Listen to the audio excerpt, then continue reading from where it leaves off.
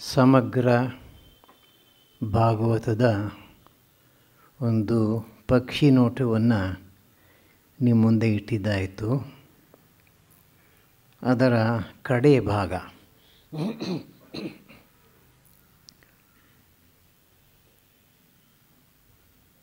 ಭಾಗವತ ದರ್ಶನ.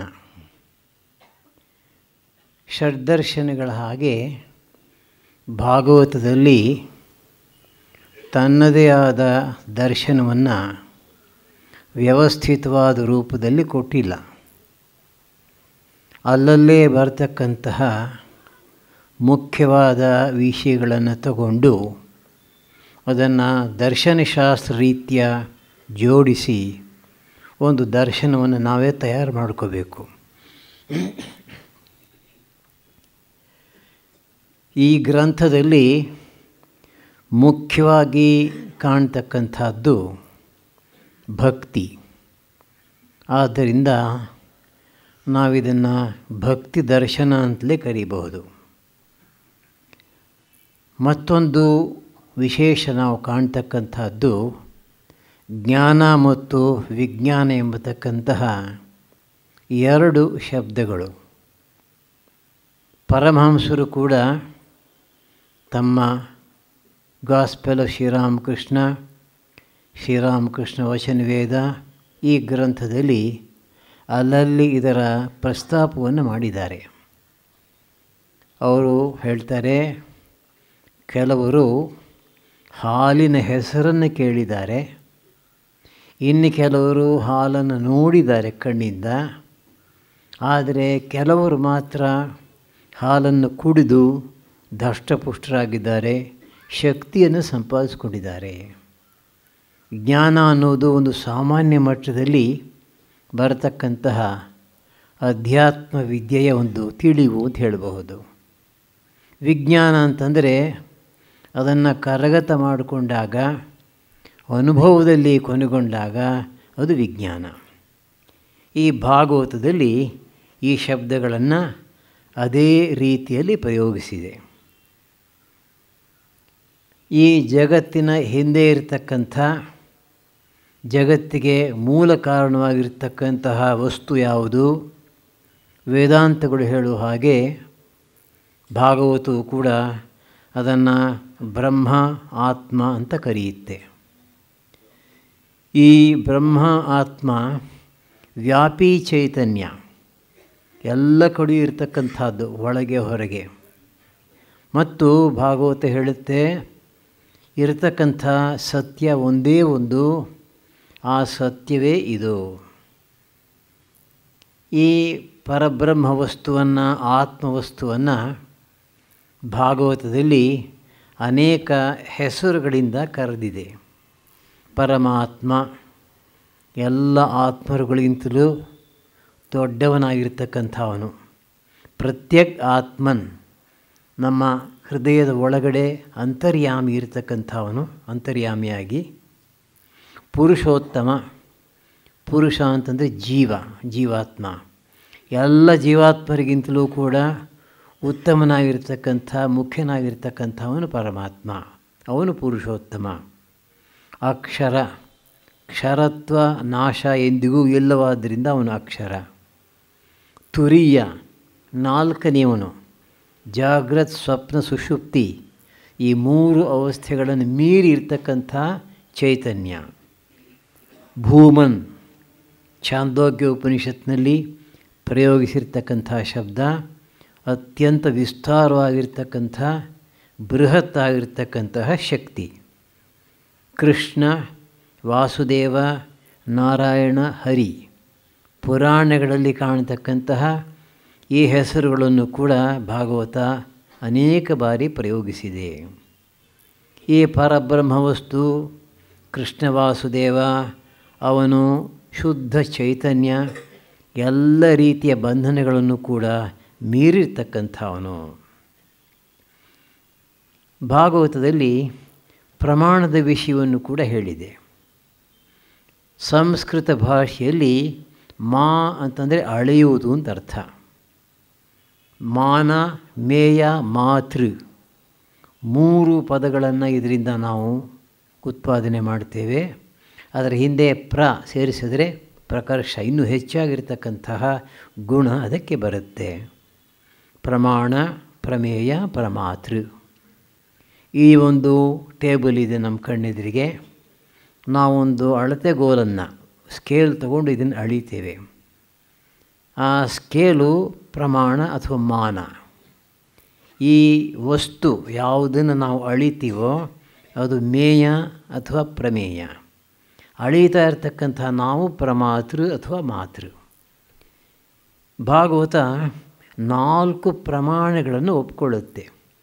ಯಾವುದರ ಮೂಲಕ ನಾವು ಜ್ಞಾನವನ್ನು ಸಂಪಾದಿಸ್ತೀವೋ ಆ ಪ್ರಮಾಣ 4 ವಿಧ. ಮೊದಲನೆಯದು ಪ್ರತ್ಯಕ್ಷ, ಇಂದ್ರಿಯಗಳಿಗೆ ಗೋಚರವಾಗ್ತಕ್ಕಂಥದ್ದು.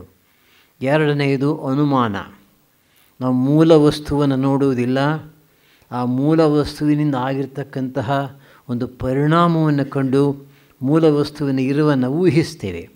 ದೂರದ ಬೆಟ್ಟದಲ್ಲಿ ಬೆಂಕಿ ಉರಿತಾ ಇದೆ, ಹೊಗೆ ಬರ್ತಾ ಇದೆ, ಬೆಂಕಿ ಕಾಣಿಸಲ್ಲ, ಹೊಗೆಯನ್ನು ನೋಡಿಬಿಟ್ಟು ಬೆಂಕಿ ಇದೆ ಅಂತ ಊಹಿಸ್ತೇವೆ. ಇದು ಅನುಮಾನ ಪ್ರಮಾಣ. ಮೂರನೇದು ಆಪ್ತವಾಕ್ಯ, ನಂಬಿಕಸ್ಥನಾಗಿರ್ತಕ್ಕಂತಹ ವ್ಯಕ್ತಿಯ ಮಾತು. ನಾಲ್ಕನೆಯದು ಶ್ರುತಿ. ಆಪ್ತವಾಕ್ಯದಲ್ಲಿ ಅತಿ ಉತ್ತಮ ಆಪ್ತವಾಕ್ಯ ಅಂತಂದರೆ ಸತ್ಯವನ್ನು ಸಾಕ್ಷಾತ್ಕಾರ ಮಾಡಿಕೊಂಡಿರ್ತಕ್ಕಂತಹ ಋಷಿ ಮುನಿಗಳ ವಾಕ್ಯ. ಅದನ್ನು ಶ್ರುತಿ ಅಥವಾ ವೇದ ಅಂತಲೂ ಕರೀತಾರೆ. ಪ್ರಮಾಣಗಳ ವಿಷಯವನ್ನು ವಿಸ್ತಾರವಾಗಿ ಹೇಳಿದ ಮೇಲೆ ಭಾಗವತ ಮತ್ತೊಂದು ಮಾತನ್ನು ಹೇಳುತ್ತೆ. ಆ ಪರಮಾತ್ಮ ವಸ್ತುವನ್ನು ಇವು ಯಾವುದೂ ಕೂಡ ನೇರವಾಗಿ ತಿಳಿಸಿಕೊಡೋದಿಲ್ಲ. ಪ್ರಮಾಣದ ಮೂಲಕ ನಿಮಗೆ ಪರಬ್ರಹ್ಮ ವಸ್ತುವಿನ ಅನುಭವ ಉಂಟಾಗೋದಿಲ್ಲ. ಅದರ ಇರುವಿನ ಬಗ್ಗೆ ಜ್ಞಾನ ಉಂಟಾಗುತ್ತೆ. ಅನಂತರ ಸಾಧನೆ ಮಾಡಿ ಅನುಭವವನ್ನು ಪಡ್ಕೋಬೇಕು. ಈ ಪರಬ್ರಹ್ಮ ವಸ್ತುವನ್ನು ಇಂಪರ್ಸನಲ್ ಸೂಪರ್ ಪರ್ಸನ್ ಅಂತ ಕರೀತಾರೆ. ಅಂದರೆ ಅವ್ಯಕ್ತ ಪುರುಷ, ವಿಶೇಷವಾಗಿರ್ತಕ್ಕಂಥ ನಾಮರೂಪಗಳಿಲ್ಲ, ಆದರೆ ಅದರ ಒಂದು ಸಾನ್ನಿಧ್ಯ ಯಾವಾಗಲೂ ಇರುತ್ತೆ. ಹೆಚ್ಚು ಕಡಿಮೆ ಈಗ ಎಲೆಕ್ಟ್ರಿಸಿಟಿ ಇಟ್ಕೊಳ್ಳಿ, ಬಲ್ಬಿನ ಮೂಲಕ ಅದು ವ್ಯಕ್ತವಾಗ್ತಾ ಇದೆ. ಬಲ್ಬ್ ಇಲ್ಲದೇ ಇದ್ದಾಗ ಆ ಶಕ್ತಿ ಇರುತ್ತೆ. ಆ ಶಕ್ತಿಯನ್ನು ನಾವು ಬಹುಶಃ ಅದರ ಸಮೀಪ ಹೋದರೆ ಅನುಭವಿಸ್ಬೋದು. ಹಾಗೆ ಈ ಪರಬ್ರಹ್ಮ ವಸ್ತುವಿಗೆ ಎಲ್ಲರೂ ಹೇಳುವ ಹಾಗೆ, ವೇದಾಂತ ಗ್ರಂಥಗಳು ಹೇಳೋ ಹಾಗೆ ಮಾಯಾಶಕ್ತಿ ಉಂಟು. ಪರಮಹಂಸರು ಹೇಳ್ತಾರೆ ಬೆಂಕಿ ಮತ್ತು ಅದರ ಸುಡುವ ಶಕ್ತಿ.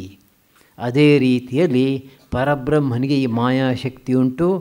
ಈ ಮಾಯಾಶಕ್ತಿಯನ್ನು ಆಧರಿಸಿ ಪರಬ್ರಹ್ಮ ಪರಮಾತ್ಮ ಈ ಸೃಷ್ಟಿಯನ್ನು ಮಾಡ್ತಾನೆ.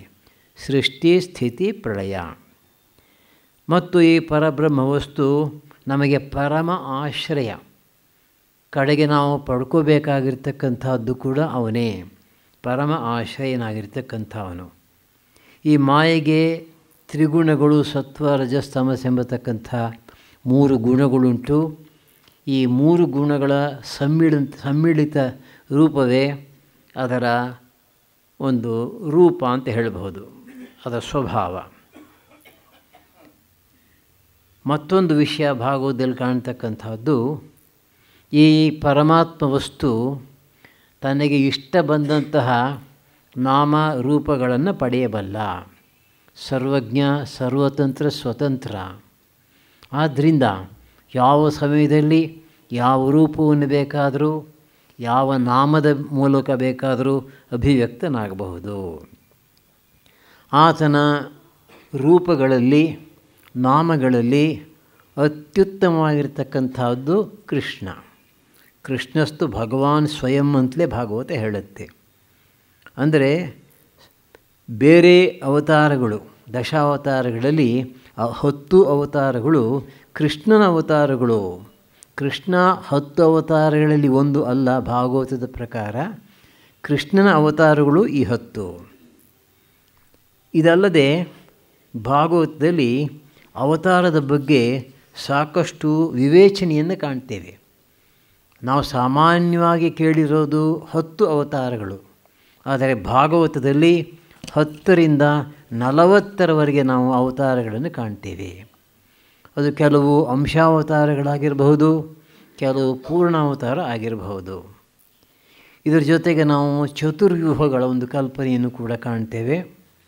ಭಗವಂತನಲ್ಲಿ 6 ದಿವ್ಯ ಗುಣಗಳುಂಟು. ಷಡ್ಗುಣ ಐಶ್ವರ್ಯ ಸಂಪನ್ನ. ಈ 6 ಗುಣಗಳು ಪರಿಪೂರ್ಣವಾಗಿರತಕ್ಕಂಥದ್ದು ವಾಸುದೇವನಲ್ಲಿ ಮಾತ್ರ. ಉಳಿದ 3 ರೂಪಗಳಲ್ಲಿ ಸಂಕರ್ಷಣ, ಪ್ರದ್ಯುಮ್ನ, ಅನಿರುದ್ಧ ಇದರಲ್ಲಿ 2 ಗುಣಗಳು ಮಾತ್ರ ಪ್ರಕಟವಾಗಿವೆ. ಉಳಿದ 4 ಗುಣಗಳು ಅವ್ಯಕ್ತವಾಗಿವೆ. ಇನ್ನು ಭಗವಂತ ಈ ಸೃಷ್ಟಿಯನ್ನು ಮಾಡ್ತಾನಲ್ಲ, ಅದನ್ನು ಲೀಲೆ ಅಂತ ಕರೆಯುತ್ತೆ ಭಾಗವತ. ಲೋಕವತ್ತು ಲೀಲಾ ಕೈವಲ್ಯಂ ಅಂತ ಬ್ರಹ್ಮಸೂತ್ರದಲ್ಲಿ ಒಂದು ಮಾತು ಬರುತ್ತೆ. ಈ ಜಗತ್ತಿನಲ್ಲಿ ಒಬ್ಬ ರಾಜ ಉದಾಹರಣೆಗೆ ಪಗಡೆ ಆಟ ಆಡ್ತಾ ಇರ್ತಾನೆ ತನ್ನ ಸಂತೋಷಕ್ಕಾಗಿ. ಹಾಗೆಯೇ ಭಗವಂತ ಈ ಜಗತ್ತನ್ನು ಸೃಷ್ಟಿ ಮಾಡ್ತಾ ಇದ್ದಾನೆ. ಅವನಿಗೆ ಅದರಿಂದ ಯಾವ ರೀತಿಯ ಶ್ರಮವೂ ಆಗುವುದಿಲ್ಲ. ಅದು ಒಂದು ಲೀಲೆ, ಆಟ ಇದ್ದ ಹಾಗೆ. ಆದರೆ ಅವನು ಈ ಜಗತ್ತನ್ನು ಸೃಷ್ಟಿಸೋದು ಜೀವಿಗಳ ಉದ್ಧಾರಕ್ಕಾಗಿ. ಅಪಾರ ಕರುಣೆಯಿಂದ ಮೋಕ್ಷ ಪಡೆಯದೇ ಇರತಕ್ಕಂತಹ ಜೀವಿಗಳಿಗೆ ಮತ್ತೊಂದು ಅವಕಾಶವನ್ನು ಕೊಡುವುದಕ್ಕೋಸ್ಕರ ಮತ್ತೊಂದು ಸೃಷ್ಟಿಯನ್ನು ಮಾಡ್ತಾನೆ. ಅದು ಅವನ ಅಪಾರ ಕರುಣೆಯನ್ನು ತೋರಿಸುತ್ತೆ. ಅನೇಕ ವಿಧದ ಸಾಧನೆಗಳಲ್ಲಿ ಭಕ್ತಿ ಸಾಧನೆಯೇ ಅತಿ ಸುಲಭವಾಗಿರ್ತಕ್ಕಂಥ, ಅತಿ ಉತ್ತಮವಾಗಿರ್ತಕ್ಕಂತಹ ಸಾಧನೆ. ಜ್ಞಾನ, ಯೋಗ, ಕರ್ಮ ಇವುಗಳನ್ನು ಕೂಡ ಕಾಣ್ತೇವೆ. ಆದರೆ ಪ್ರಾಧಾನ್ಯ ಇರತಕ್ಕಂಥದ್ದು ಭಕ್ತಿಗೆ ಮಾತ್ರ.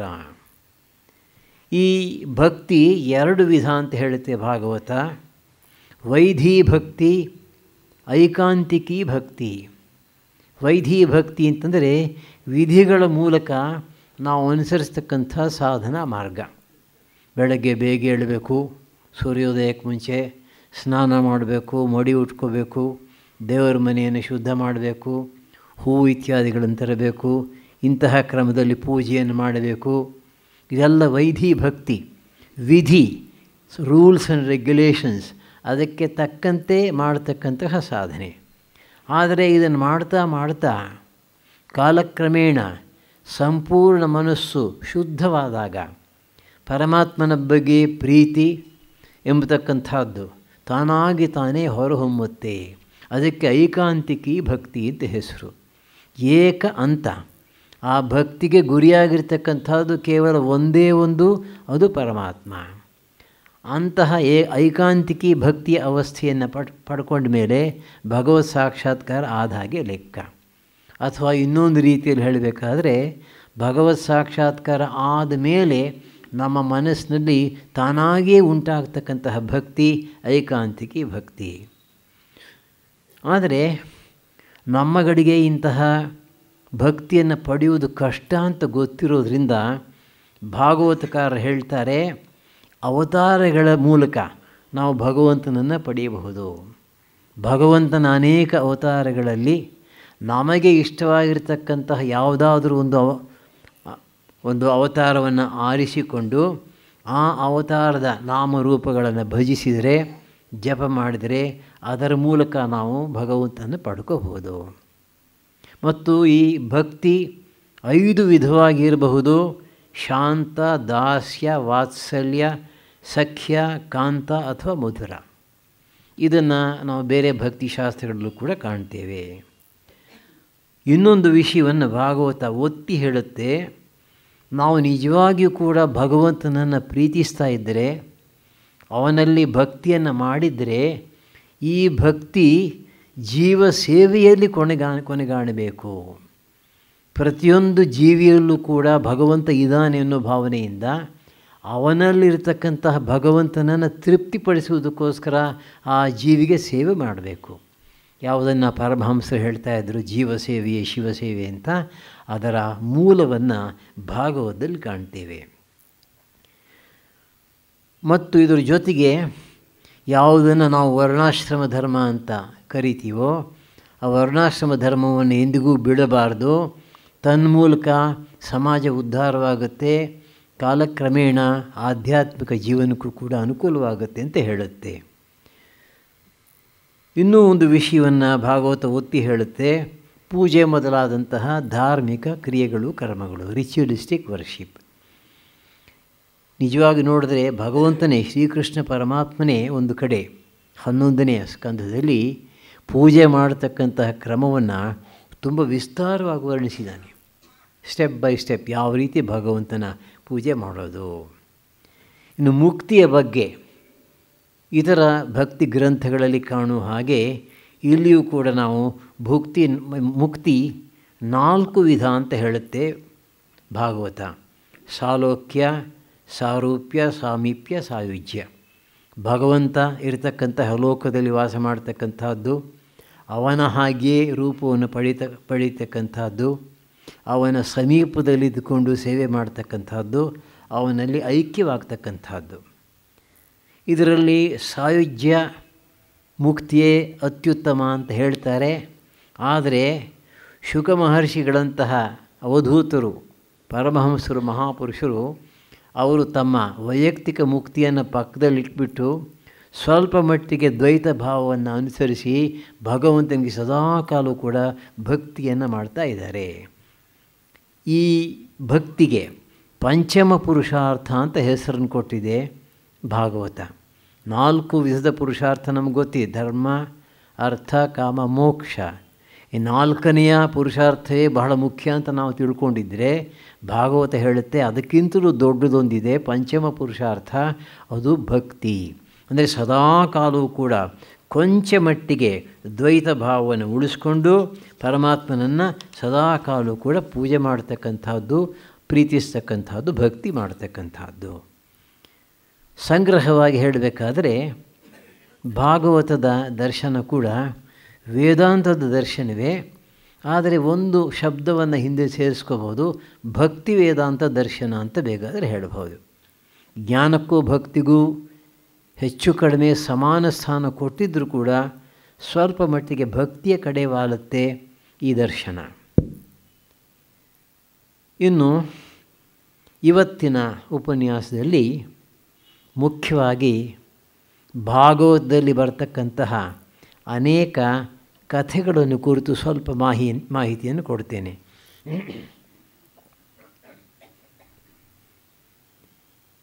ಒಂದನೆಯ ಸ್ಕಂಧದಲ್ಲಿ ಪದ್ಮಪುರಾಣದಲ್ಲಿ ಬರ್ತಕ್ಕಂತಹ ಒಂದು ಕಥೆಯನ್ನು ಕೊಟ್ಟಿದೆ. ಭಕ್ತಿ ಮತ್ತು ಭಾಗವತ ಎಷ್ಟು ಮುಖ್ಯ ಅನ್ನೋದನ್ನು ತೋರಿಸೋದಕ್ಕೋಸ್ಕರ. ಭಕ್ತಿ ಎಂಬತಕ್ಕಂತಹ ಮಾತಿಗೆ ಜ್ಞಾನ ಮತ್ತು ವೈರಾಗ್ಯ ಅಂತ 2 ಮಕ್ಕಳಿದ್ದರಂತೆ. ಈಕೆ ಮಕ್ಕಳು ಮುದುಕರಾಗಿದ್ದಾರೆ, ಆಕೆಯೂ ಮುದುಕಿಯಾಗಿದ್ದಾಳೆ. ಮಕ್ಕಳನ್ನು ಕರ್ಕೊಂಡು ಬೃಂದಾವನದ ಕಡೆ ಬರ್ತಾ ಇದ್ದಾಳೆ. ಬೃಂದಾವನಕ್ಕೆ ಹತ್ತಿರ ಬಂದ ಕೂಡಲೇ ಆಕೆಗೆ ಯೌವನ ಬಂದುಬಿಡುತ್ತೆ. ಮಕ್ಕಳಿಗೆ ಮಾತ್ರ ಯೌವನ ಬರಲ್ಲ, ನಡೆಯೋದಕ್ಕೂ ಶಕ್ತಿ ಇಲ್ಲ. ಕಡೆಗೆ ಅವರಿಬ್ಬರು ಒಂದು ಕಡೆ ಬಿದ್ದುಕೊಂಡಿರ್ತಾರೆ. ತಾಯಿ ಪಕ್ಕದಲ್ಲಿ ಕುಳಿತುಕೊಂಡು ಅಳ್ತಾ ಇದ್ದಾಳೆ. ಎಲ್ರಿಗೂ ಆಶ್ಚರ್ಯ, ಇದೇನಿದು? ತಾಯಿ ಅಂತ ಹೇಳ್ತಾಳೆ, ಆಕೆ ಯುವತಿ. ಮಕ್ಕಳು ಅಂತ ಹೇಳ್ತಾರೆ, ಇಬ್ಬರು ಮುದುಕರಾಗಿದ್ದಾರೆ. ಆ ಸಮಯಕ್ಕೆ ಸರಿಯಾಗಿ ನಾರದ ಮಹರ್ಷಿಗಳು ಬರ್ತಾರೆ. ನಾರದ ಮಹರ್ಷಿಗಳಿಗೆ ಆಕೆ ತನ್ನ ಯಾಕೆ ಈ ತರಹ ಒಂದು ಅವಸ್ಥೆ ಬಂದಿದೆ ಅನ್ನೋದನ್ನು ವಿವರಿಸಿ ಹೇಳ್ತಾಳೆ. ಆಗ ನಾರದ ಮಹರ್ಷಿಗಳು ದಿವ್ಯ ದೃಷ್ಟಿಯಿಂದ ಇದಕ್ಕೆ ಉತ್ತರವನ್ನು ಕಂಡ್ಕೋತಾರೆ, ಪರಿಹಾರವನ್ನು ಕಂಡ್ಕೋತಾರೆ. ಹೇಳ್ತಾರೆ, ಭಾಗವತವನ್ನು ಕೇಳಿದರೆ ಈ ಜ್ಞಾನ ಮತ್ತು ವೈರಾಗ್ಯ ಎಂಬತಕ್ಕಂಥ ನಿನ್ನ 2 ಮಕ್ಕಳು ಕೂಡ ಮತ್ತೆ ಚೇತನವನ್ನು ಪಡೀತಾರೆ, ಚೈತನ್ಯವನ್ನು ಪಡೀತಾರೆ.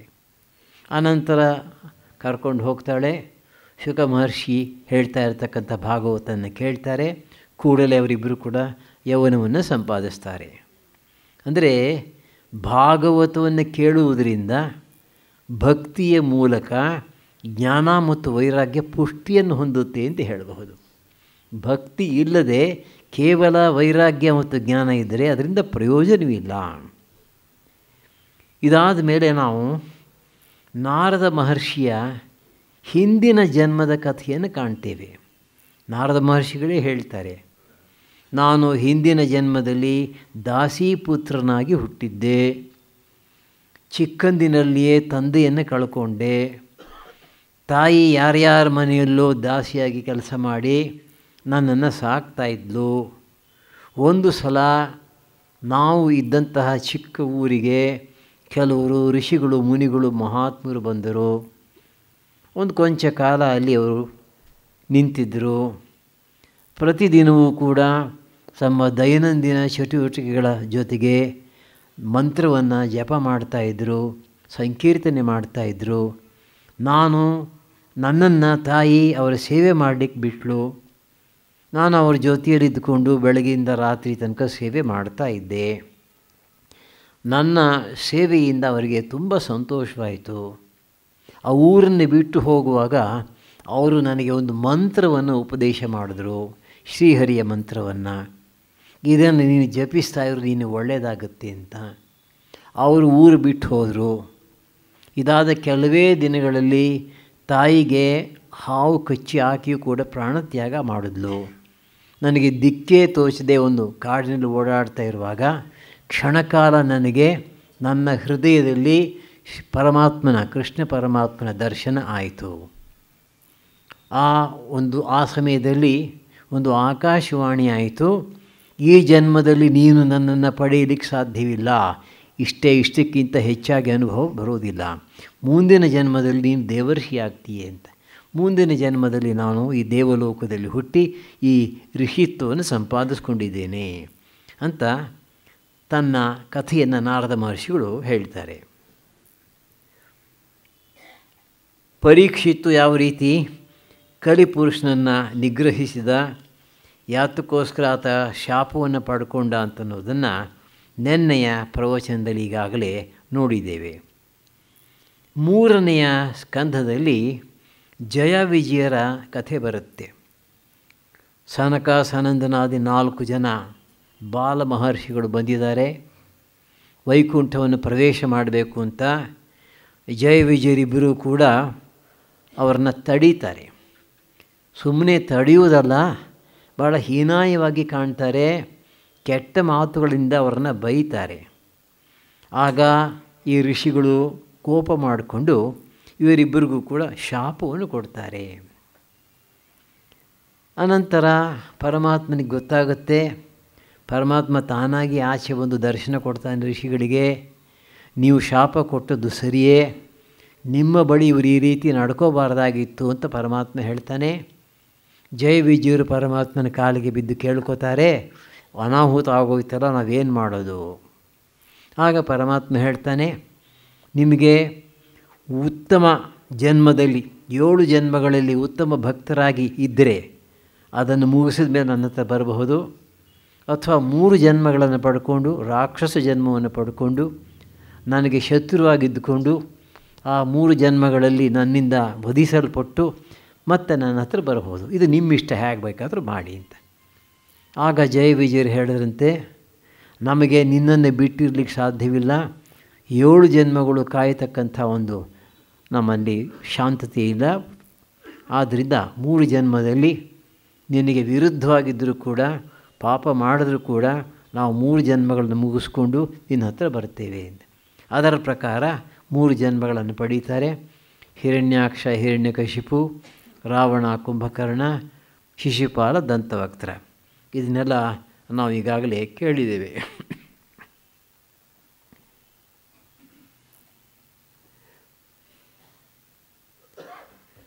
ಹಾಗೆಯೇ ಈ ಸ್ಕಂಧದಲ್ಲಿ ನಾವು ಕಪಿಲ ಗೀತೆಯನ್ನು ಕಾಣ್ತೇವೆ. ಕಪಿಲ ಮಹರ್ಷಿ ತಮ್ಮ ತಾಯಿ ದೇವಹೂತಿಗೆ ಉಪದೇಶವನ್ನು ಮಾಡ್ತಾರೆ. ದೇವಹೂತಿಯ ಪತಿ ಕರ್ದಮ ಮಹರ್ಷಿ. ಕರ್ದಮ ಮಹರ್ಷಿಗಳು ತಮ್ಮ ತಪಸ್ಸಿನ ಪ್ರಭಾವದಿಂದ ಸಾಕ್ಷಾತ್ ಮಹಾವಿಷ್ಣುವನ್ನೇ ತಮ್ಮ ಪುತ್ರನನ್ನಾಗಿ ಪಡ್ಕೊಂಡಿರ್ತಾರೆ. ಅವರು ವಾನಪ್ರಸ್ಥಾಶ್ರಮಕ್ಕೆ, ಕಾಡಿಗೆ ತಪಸ್ಸಿಗಾಗಿ ಹೋಗುವಾಗ ದೇವಹೂತಿಯನ್ನು ಕರೆದು ಹೇಳ್ತಾರೆ, ನಮ್ಮ ಪುತ್ರ ಕಪಿಲ ಸಾಮಾನ್ಯನಲ್ಲ, ಸಾಕ್ಷಾತ್ ಭಗವಂತ ನಮ್ಮನ್ನು ಉದ್ಧಾರ ಮಾಡುವುದಕ್ಕಾಗಿ ನಮ್ಮ ಉದರದಲ್ಲಿ ಈ ರೂಪದಲ್ಲಿ ಬಂದಿದ್ದಾನೆ. ಈಗ ನಾನು ಕಾಡಿಗೆ ತಪಸ್ಸಿಗೆ ಹೋಗ್ತಾ ಇದ್ದೇನೆ, ನೀನು ಆ ಕಪಿಲ ಮಹರ್ಷಿಯನ್ನು, ನಮ್ಮ ಪುತ್ರನಾಗಿರ್ತಕ್ಕಂತಹ ಕಪಿಲನನ್ನು ಬಹಳ ಭಕ್ತಿಯಿಂದ ಬಳಿ ಸಾರಿ ಅಧ್ಯಾತ್ಮ ಜ್ಞಾನವನ್ನು ಪಡ್ಕೋ ಅಂತ ಹೇಳಿ ಹೋಗ್ತಾರೆ. ಆಗ ದೇವಹೂತಿ ಬಂದು ಬಹಳ ಗೌರವದಿಂದ ಕಪಿಲ ಮಹರ್ಷಿಯನ್ನು ಬಳಿ ಸಾರಿ ಪ್ರದಕ್ಷಿಣೆ ಮಾಡಿ ನಮಸ್ಕಾರ ಮಾಡಿ ಕುಳಿತುಕೊಂಡು ಪ್ರಶ್ನೆಗಳನ್ನು ಕೇಳ್ತಾಳೆ. ಆಗ ಕಪಿಲ ಮಹರ್ಷಿಗಳು ಅವಳಿಗೆ ಅಧ್ಯಾತ್ಮ ವಿದ್ಯೆಯನ್ನು ಉಪದೇಶ ಮಾಡ್ತಾರೆ. ಇದರಲ್ಲಿ ಮುಖ್ಯವಾಗಿ ನಾವು ಉಪನಿಷತ್ತುಗಳಲ್ಲಿ ಕಾಣ್ತಕ್ಕಂತಹ ಸಾಂಖ್ಯವನ್ನು, ಸಾಂಖ್ಯ ಅಂದರೆ ಜ್ಞಾನ, ಆ ಒಂದು ಜ್ಞಾನ ಮಾರ್ಗವನ್ನು, ಸಾಂಖ್ಯ ಮಾರ್ಗವನ್ನು ಇದರಲ್ಲಿ ನಾವು ಕಾಣ್ತೇವೆ.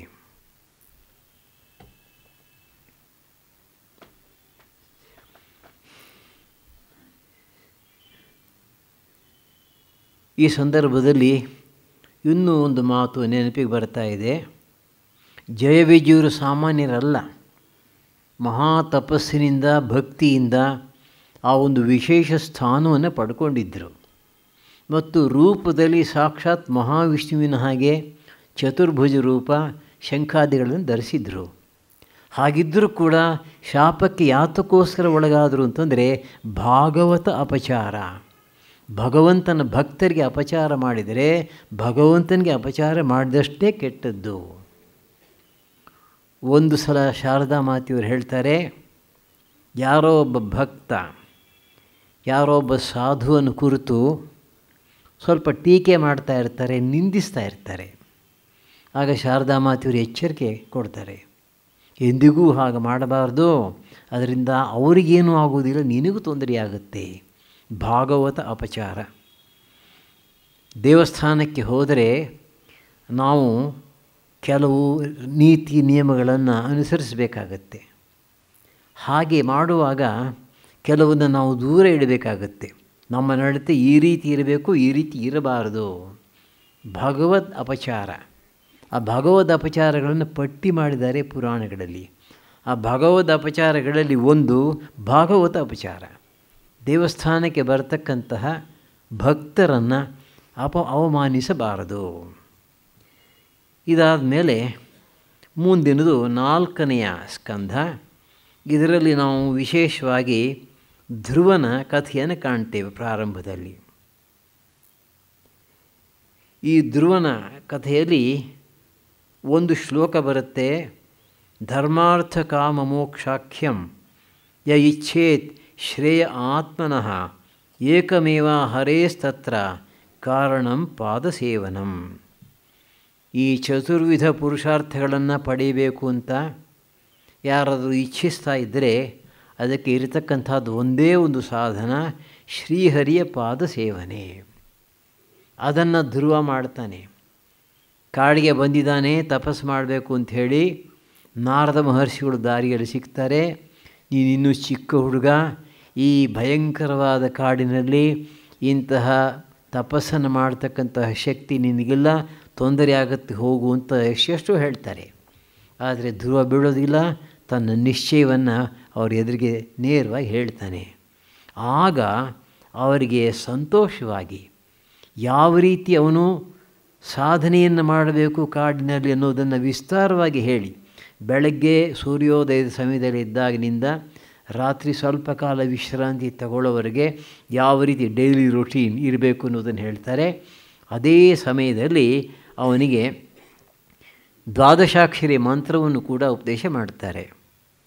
ತ್ರಿಕಾಲ ಸ್ನಾನ, ಪ್ರಾಣಾಯಾಮ, ಧ್ಯಾನ, ಜಪ, ದ್ವಾದಶಾಕ್ಷರಿ, ಭಗವಂತನ ಪೂಜೆ ಮಾಡ್ತಕ್ಕಂಥದ್ದು, ಎಲ್ಲಕ್ಕಿಂತಲೂ ಮಿಗಿಲಾಗಿ ಇಂದ್ರಿಯ ನಿಗ್ರಹ. ಈ ರೀತಿ ತಪಸ್ಸು ಮಾಡ್ಕೊಂಡು ಹೋಗು ಅಂತ ಹೇಳ್ತಾರೆ.